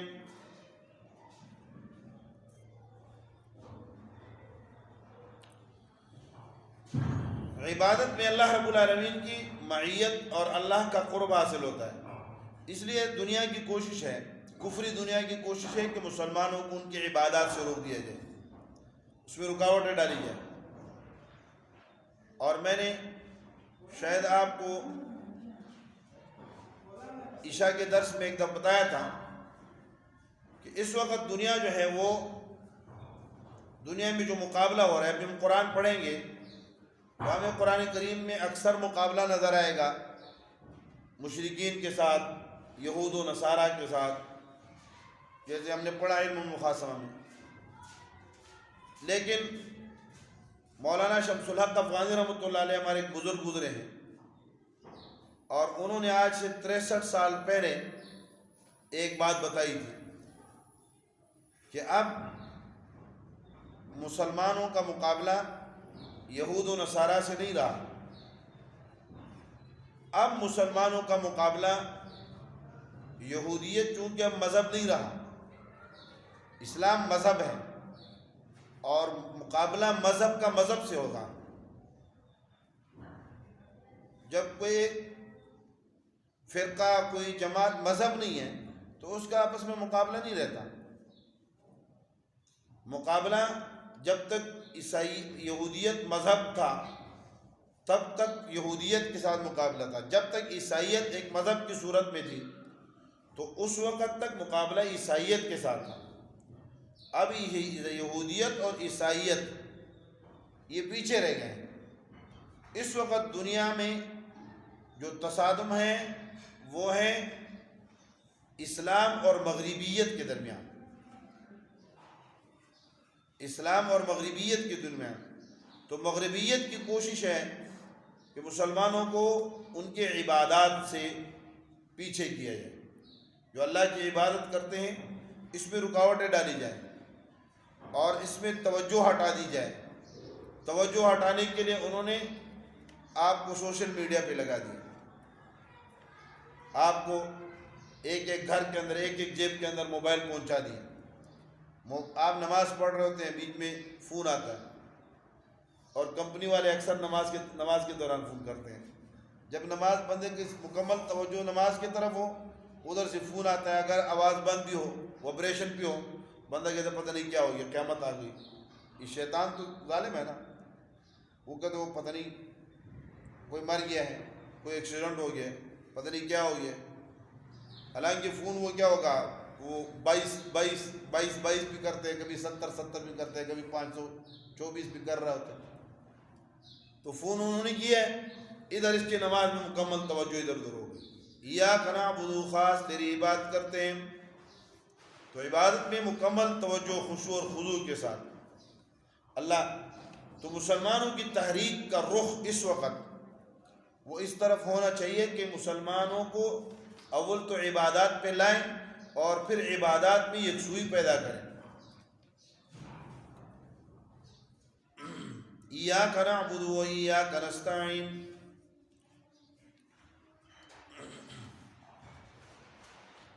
हम खास तेरी इबादत करते हैं, व इय्याक नस्तईन, और खास तुझसे ही मदद मांगते हैं। मदद भी अल्लाह की मांगे, अल्लाह के गैर पर एतमाद न हो।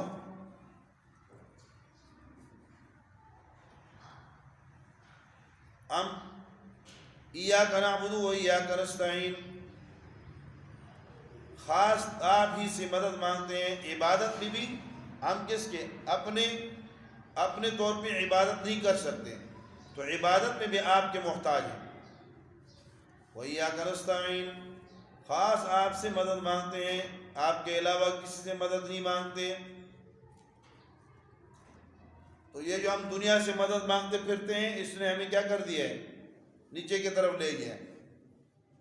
IMF हमारी मदद करे, उसने हमारी गर्दन पे पंजे गाड़ दिए, वो हमारा खून नोचने के पीछे हो गया। और ये जहाँ भी गया, इसकी तारीख है दुनिया में, दुनिया के जिस मुल्क में भी इसने पंजे गाड़े हैं, ये दुनिया की तारीख है। ईस्ट इंडिया कंपनी ने हमारे मुग़ल दौर को निगल लिया था, और इस वक्त अल्लाह न करे, हमारी दुआ है अल्लाह हमारे इस मुल्क की हिफाजत फरमाए, लेकिन जिन हालात से हमारा मुल्क गुजर रहा है, हम गैर के सामने सीधा रेग हो के गैरुल्लाह से मदद मांग रहे हैं, ये वो हमारी मदद करेगा, वो हमारी मदद करेगा। तो इसके नतीजे में अल्लाह न करे कहीं हम मुल्क से हाथ न धो बैठे, क्योंकि इनकी तारीख यही रही है। तो मुसलमान, चाहे वो हुक्मरान है चाहे है, तो हम सब मुसलमान, इसमें मौलवियों के लिए तो नहीं है, सब मुसलमानों को अल्लाह का हुक्म है कि अल्लाह से मदद मांगो, अल्लाह के, और अल्लाह के ऊपर एतमाद करो। भूख से, जिसकी जिंदगी लिखी है वो कभी भूख से नहीं मरेगा, वो कभी हालात से नहीं मरेगा, और जिसकी नहीं लिखी उसके सामने खाना पड़ा होगा वो मर जाएगा। इसलिए अल्लामा इब्न क़य्यिम रहमतुल्लाह अलैह ने फरमाया था कि दो चीज़ें हैं जो इंसान को घुटने टेकने पर मजबूर कर देती हैं, एक खौफ, दूसरी लालच। ये दो बुनियादी चीज़ें हैं। खौफ और लालच वो ख़तरनाक चीज़ें हैं जो इंसान को घुटने टेकने पे मजबूर कर देती है। जब बंदा डरता है तो सजदे में गिर जाता है, जब बंदा लालच में आता है तो तब भी कहते यार ये काम है, फलां काम है, फलां काम है, चलो। इसलिए जो अल्लाह रब्बुल आलमीन सिखला रहे, इय्याक नअबुदु, मेरे सामने झुको, मेरे सामने सजदरेज़ हो, किसी और के सामने इसका एतराफ़ करो, इकरार करो। व इय्याक नस्तईन, और अल्लाह खास तेरी बात, तेरी तुझसे से मदद मांगते हैं। तो भूख में, इफलास में, गुर्बत में, हर हाल में अल्लाह रब्बुल आलमीन के सामने दस्ते सवाल हम उठाएं और उसी की मदद मांगें।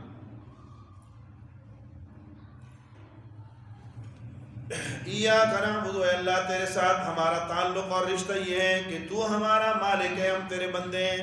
नअबुदु व इय्याक नस्तईन, और अल्लाह हम कमज़ोर इतने हैं, आजिज़ इतने हैं कि तेरे बग़ैर अल्लाह हम पर भी नहीं मार सकते, तेरे मदद के बग़ैर हम तो क्या कायनात में एक पत्ता भी नहीं हिल सकता।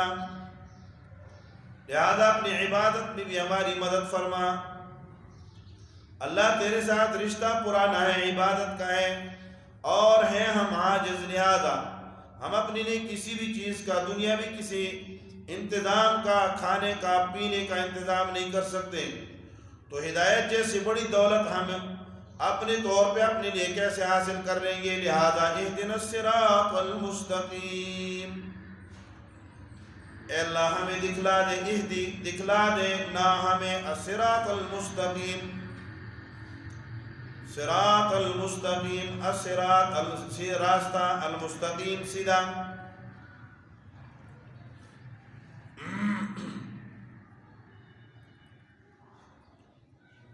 हिदायत के माना होते हैं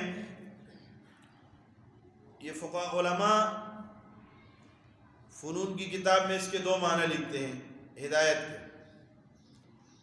نمبر 1 اراءۃ الطریق، نمبر 2 ایصال الی المطلوب. یہی ہے نا؟ ہاں، شرح تعظیم بھی یہ لکھا ہے، اراءۃ الطریق اور ایصال الی المطلوب.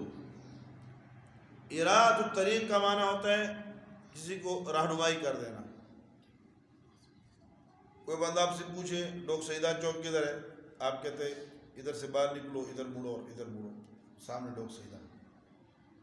یہ ہو گئی رہنمائی. ایک ہے ایصال الی المطلوب. بندے نے آپ سے پوچھا قاری صاحب یہ ڈوک سیدان چوک کدھر ہے، آپ نے کہا آؤ میں بھی جا رہا ہوں.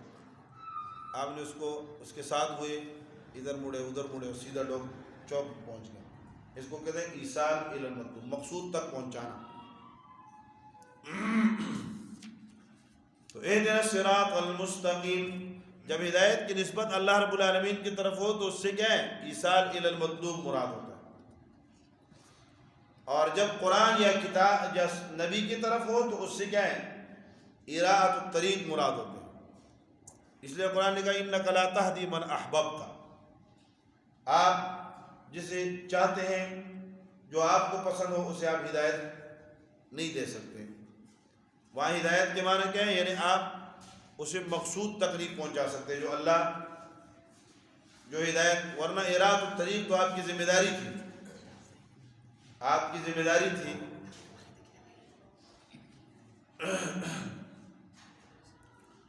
یہ راستہ بتانا آپ کی ذمہ داری. آپ کی ذمہ داری تھی، پہنچانا وہ اللہ کا کام تھا. تو اس کی نفی ہے، نہیں پہنچا سکتے.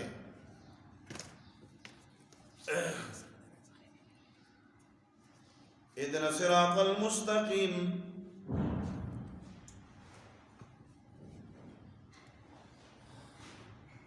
دکھلا دے ہمیں سیدھا راستہ.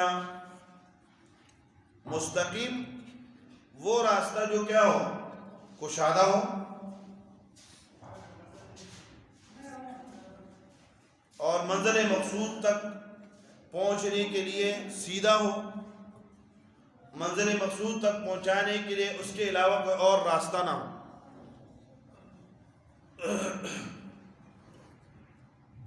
اہدنا الصراط المستقیم.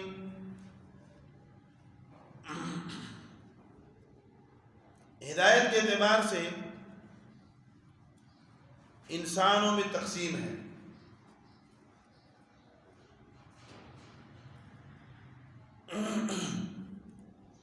ہدایت کے اعتبار سے انسان تقسیم ہے. کچھ لوگ وہ ہیں جو ہدایت کے لیے رکاوٹ ہیں.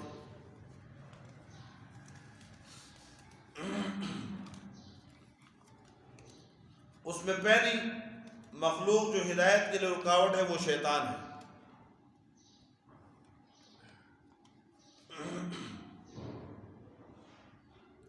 شیطان نے یہ عزم کیا ہوا ہے کہ میں کیا کروں گا، انسانوں کو ہدایت پہ آنے نہیں دوں گا.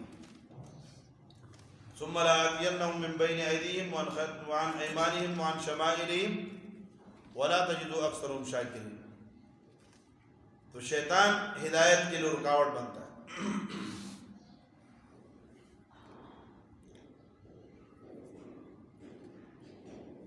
دوسرے نمبر پہ کفار ہیں جو ہدایت کے لیے رکاوٹ بنتے ہیں اور ہدایت پر لوگوں کو آنے نہیں دیتے.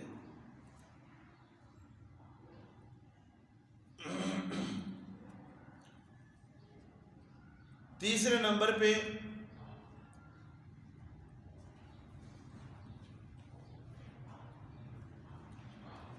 بے دین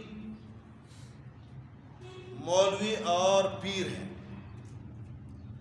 ان کثیرا من الاحبار والرهبان لا يأكلون اموال الناس بالباطل ويصدون عن سبيل الله. بہت سے احبار علماء والرهبان اور پیر لا يأكلون اموال الناس بالباطل، لوگوں کا مال ناجائز طریقے سے ہڑپ کر جاتے ہیں. وَيَصُدُّونَ عَنْ سَبِيلِ اللَّهِ، اور ہدایت کے راستے سے روکتے ہیں.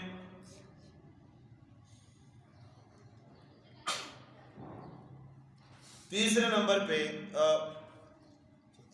5ویں نمبر ایک شیطان، دوسرے کفار، تیسرے پیر، چوتھے نمبر پہ حکمران، ظالم جابر حکمران اور بڑے قیامت کے دن کہیں گے جنہوں نے کسی کے کہنے پہ بات مانی ہے، ربنا انا طعنا سادتنا وکبراءنا فاضلونا السبیلا، اے اللہ ہم نے تابعداری کی تھی، انا طعنا سادتنا اپنے سرداروں کی، وکبراءنا اور بڑوں کی، فاضلونا السبیلا انہوں نے ہمیں گمراہ کر دیا تھا راستے سے، ہدایت کے راستے سے.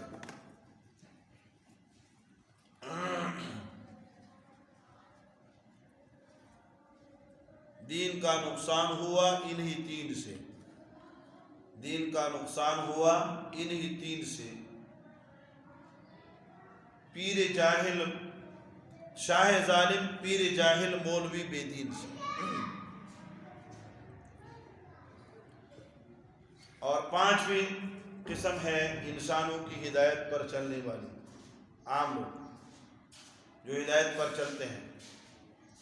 اور 6ٹھی قسم ہے ہدایت کے رہنماؤں کی، وَجَعَلْنَاهُمْ أَئِمَّةً يَهْدُونَ بِأَمْرِنَا وَلَقَدْ آتَيْنَا مُوسَى الْكِتَابَ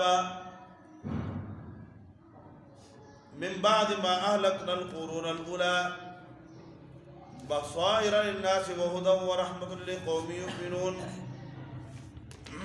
سورہ حامیم سجدہ میں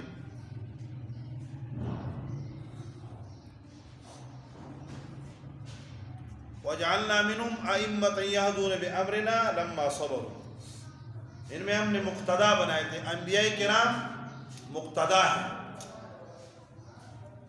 جو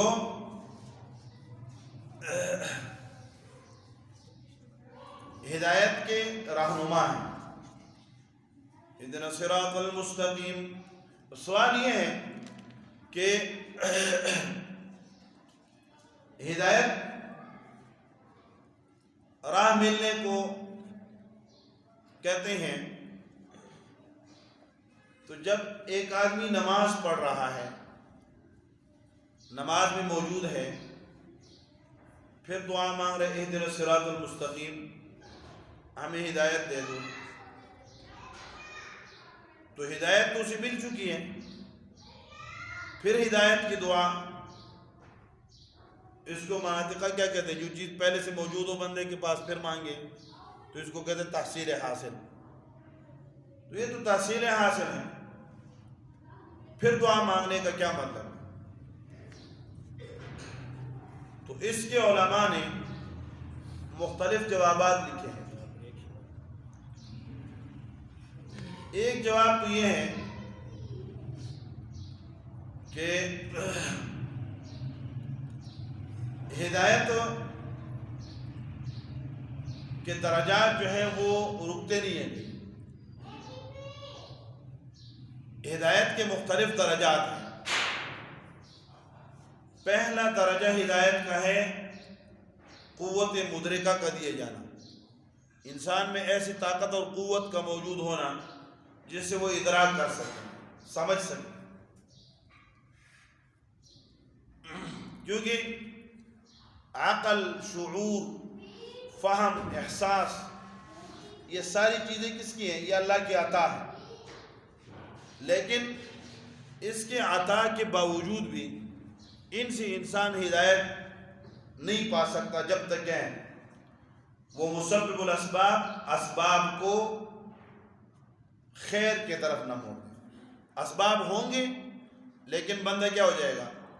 وہ مسبب اور اس کا جو ہے عادی ہے.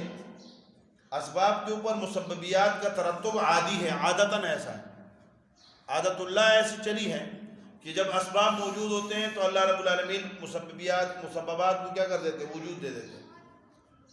ورنہ اللہ رب العالمین اسباب کے محتاج بھی نہیں ہے اور اسباب کے ہوتے ہوئے مسبب کا وجود روک دینا، یہ بھی اللہ کے اختیار میں۔ تو پہلی چیز ہے قوت مدرکہ کا اعطا۔ اللہ انسان میں ایسی طاقت عطا کر دیتے ہیں جس سے وہ کیا ادراک کر سکے، سمجھ سکے، تو وہ اللہ انسان کو دیتے ہیں۔ لَقَدْ خَلَقْنَا الْإِنسَانَ فِي أَحْسَنِ تَقْوِيمٍ، انسان کو اللہ نے بہترین سانچے میں اور بہترین انداز سے بنایا، تو قوت مدرکہ اللہ نے دی۔ دوسرے نمبر پہ دلائل موجود ہوتے ہیں، نصب دلائل۔ وَهَدَيْنَاهُ النَّجْدَيْنِ، ہم نے انسان کو دونوں راستے دکھلا دیے ہیں۔ نمبر 3 ارسال رسل اور انزال کتب، ہدایت کے لیے اللہ نے انتظام فرمایا ہے۔ حضرات انبیاء کرام مبعوث فرمائیں اور کتابیں نازل فرمائیں۔ تو اگر ایک آدمی کے پاس قوت مدرکہ ہے، وہ کہتے ہیں اللہ مجھے ہدایت دے دیں کہ دلائل میرے سامنے آ جائیں، تاکہ بات کیا ہو دلائل کے ساتھ صاف ہو جائیں۔ پھر جب اس کے سامنے دلائل بھی ہیں تو پھر وہ کہتے ہیں یا اللہ انبیاء کرام اور کتابوں سے واسطہ ڈال دیں تاکہ مجھے ان کی رہنمائی مل سکے۔ تو اللہ رب العالمین انبیاء کرام وجعلنا منہم ائمۃ یہدون بامرنا، یہ ارسال رسل ہے۔ ان ھذا القرآن یہدی للتی ہی اقوم، یہ انذار کتب ہے۔ اس کے بعد آخری درجہ جو ہے وہ کشف اسرار، رازوں کا انسان کے اوپر کھل جانا، یہ اعلیٰ درجہ ہے۔ اس کے بعد گمراہی ناممکن ہو جاتی ہے۔ والذین جاہدوا فینا لنہدینہم سبلنا، جو ہمارے راستے میں اللہ ہمارے دین کے لیے محنت کرتے ہیں، ہم ان کے دلوں کو کھول دیتے ہیں۔ لنہدینہم، ہم انہیں خود ہدایت دیتے ہیں اپنے راستوں میں، تو پھر اس کے بعد گمراہی نہیں ہوتی۔ تو انسان جب ہر وقت مانگتا رہتا ہے اہدنا الصراط المستقیم، تو وہ یہ مانگتا ہے کہ اللہ وہ اس درجے پہ پہنچا دیں جس درجے کے بعد پھر کیا ہے میں گمراہ نہ ہو جاؤں اور بھٹکو نہیں۔ تو اس لیے ہر وقت مانگتا رہتا ہے اہدنا الصراط المستقیم صراط الذین انعمت علیہم، راستہ ان لوگوں کا انعمت علیہم جن پر آپ نے انعام کیا ہے، غیر المغضوب علیہم، نہ گمراہ، نہ جن پر غضب ہوا ہے، ولا الضالین، اور نہ ہی گمراہ۔ صراط الذین، راستہ ان لوگوں کو دکھلا دے جن پر آپ نے انعام کیا ہے۔ یہ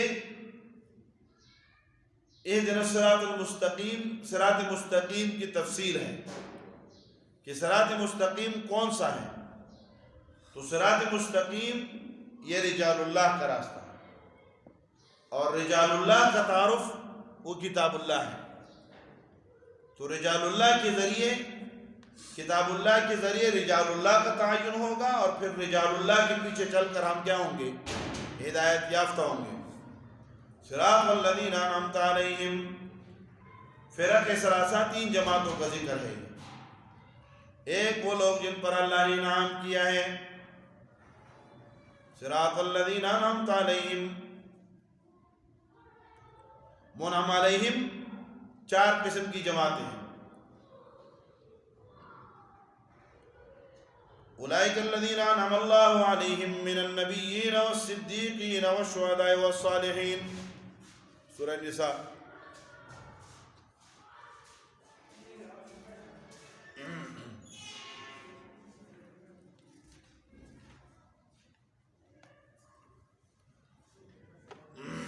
من یطع اللہ والرسول فاولئک مع الذین انعم اللہ علیہم من النبیین والصدیقین والشہداء والصالحین وحسن اولئک رفیقا، سورہ نساء آیت نمبر 68۔ منعم علیہم جن پر اللہ کا انعام ہوا ہے وہ 4 جماعتیں ہیں، من النبیین حضرات انبیاء کرام، والصدیقین اور صدیقین، والشہداء اور شہداء، والصالحین اور صالحین۔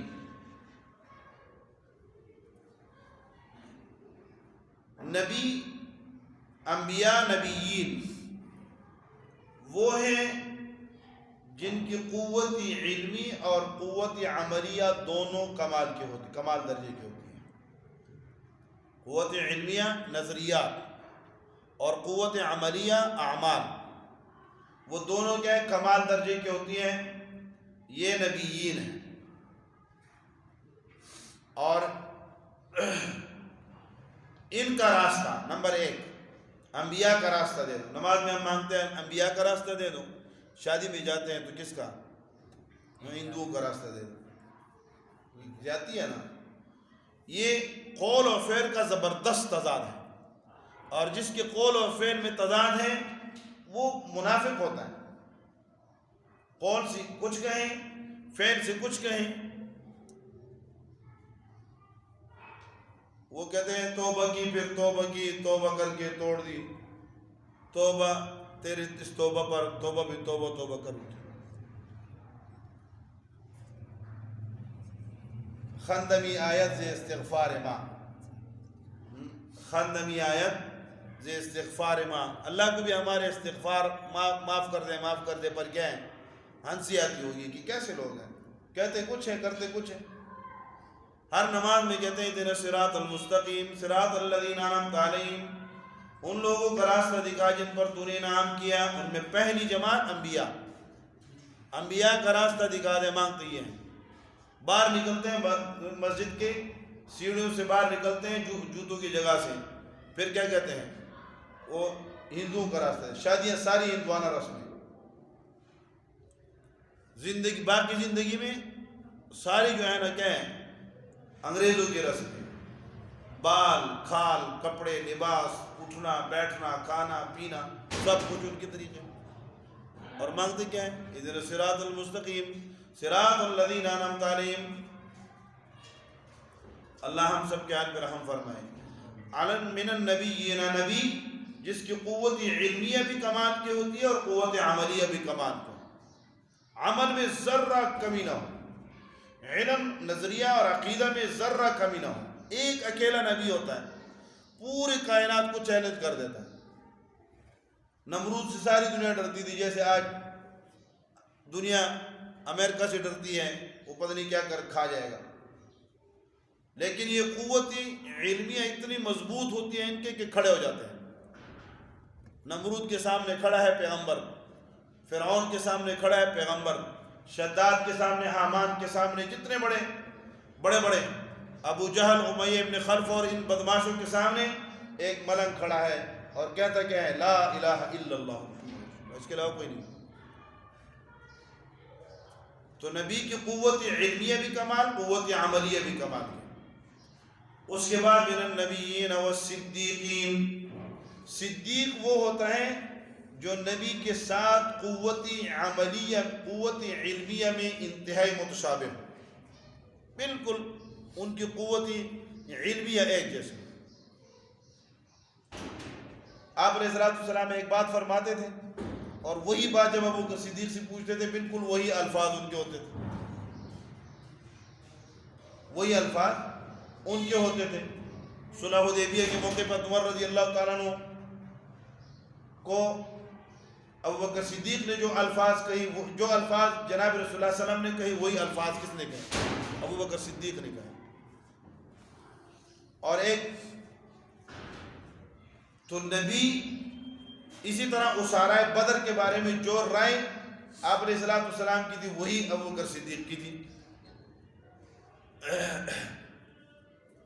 تو صدیق وہ ہوتا ہے جو نبی کے ساتھ نظریات میں بالکل مشابہ ہوتا ہے، اور شہید وہ ہے جو نبی کے ساتھ عمل میں قوت عملیہ میں مشابہ ہوتا ہے۔ قوت عملیہ نبی کی کیا ہوتی ہے؟ نبی کی قوت عملیہ یہ ہے کہ باپ بیٹا مال جان سب کچھ قربان کر دو، شہید بھی کیا کرتا ہے؟ سب کچھ قربان کر دیتا ہے۔ تو نبی کے ساتھ قوت عملیہ میں مشابہ ترین کون ہوتا ہے؟ شہید ہوتا ہے۔ اور صالحین وہ نہ تو قوت عملیہ میں نبی کی طرح ہوتے ہیں نہ قوت علمیہ میں، لیکن قوت علمیہ اور عملیہ دونوں میں ان کے کامل تابع ہوتے ہیں۔ پھر یہ اتباع کیا ہے؟ میں اکثر عرض کرتا رہتا ہوں کہ اتباع پھر عام ہے، یہ ایمان لانے سے لے کر اور مکمل تابعداری تک یہ سب صالحین میں آ جاتے ہیں۔ تو قطب، ابدال اور اولیاء، یہ جتنے بھی ان کے درجات ہیں، قطب کے، اولیاء کرام کے، صالحین کے، یہ سارے اس میں شامل ہیں۔ تو ہم کہتے ہیں ہمیں راستہ دکھلا دے، اہدنا الصراط المستقیم صراط الذین انعمت علیہم، جن پر آپ نے انعام کیا ہے۔ وہ انبیاء کا راستہ دکھلا دے اور شہداء کا راستہ دکھلا دے، صدیقین کا راستہ دکھلا دے جو کبھی تظلم۔ حضرت عبداللہ ابن مسعود رضی اللہ تعالیٰ فرماتے تھے کہ جب زمانہ ردت آیا، ارتداد کا جو زمانہ تھا، ابو بکر صدیق رضی اللہ تعالیٰ کھڑے ہو گئے زبردست انداز میں کہ نہیں، ہم تو جو آدمی زکوٰۃ میں اونٹ کے ساتھ نکیل بھی دیتا تھا، ابو بکر صدیق نکیل بھی وصول کرے گا، جو نکیل نہیں دے گا اس کے ساتھ بھی میں لڑوں گا۔ تو شروع میں صحابہ کرام کو شرح صدر نہیں ہو رہا تھا، لیکن جب عمل کیا اور اقدام کر بیٹھے اور فتنہ ارتداد کو دبا دیا، تو بعد میں صحابہ کرام کہتے تھے کہ قام ابی بکر فی الردۃ مقام الانبیاء، ابو بکر نے زمانہ ارتداد کے اندر وہ کردار ادا کیے جو انبیاء کرام کا ہوتا ہے، انبیاء کی طرح کھڑے تھے۔ صراط الذین انعمت علیہم غیر المغضوب علیہم ولا الضالین، غیر المغضوب علیہم، نہ مغضوب علیہم اور نہ وہ لوگ جو جن پر غضب ہوا اور نہ وہ لوگ جو گمراہ ہوئے۔ مغضوب علیہم یہ ایک کلی ہے، اس سے مراد ہر وہ آدمی ہے جس پر اللہ کی ناراضگی اور اللہ کی پھٹکار ہو، لیکن اس کا فرد کامل کیا ہے؟ یہود ہیں۔ اس لیے لوگ کیا کہتے ہیں، اکثر ترجمہ کرتے ہیں کہ غیر المغضوب علیہم، نہ یہود کا راستہ، ولا الضالین اور نہ نصارہ اور یہود۔ تو ضالین یہ بھی ایک کلی ہے، اور اس سے مراد کیا ہے؟ ہر وہ آدمی ہے جو کیا ہے، جو ناسمجھی کی بنیاد پہ راستے سے بھٹک گیا ہو۔ اور مغضوب علیہم یہ بھی ایک کلی ہے، اس سے مراد ہر وہ شخص ہیں جو کیا ہو، باوجود علم کی گمراہی کے راستے پہ نکل گیا ہو، تو مغضوب علیہم۔ تو ہم نماز میں کیا کہہ رہے ہیں؟ صراط الذین انعمت علیہم، منعم علیہم کا راستہ دے دیں، مغضوب علیہم یعنی یہود کا راستہ نہ دیں، ولا الضالین اور نصارہ کے راستے سے بھی بچا لیں۔ مانگتے یہ ہیں، لیکن خود بخود کیا کرتے ہیں؟ چلتے ہیں۔ تو اللہ رب العالمین ہمیں عمل کرنے کی توفیق نصیب فرما دے، آمین۔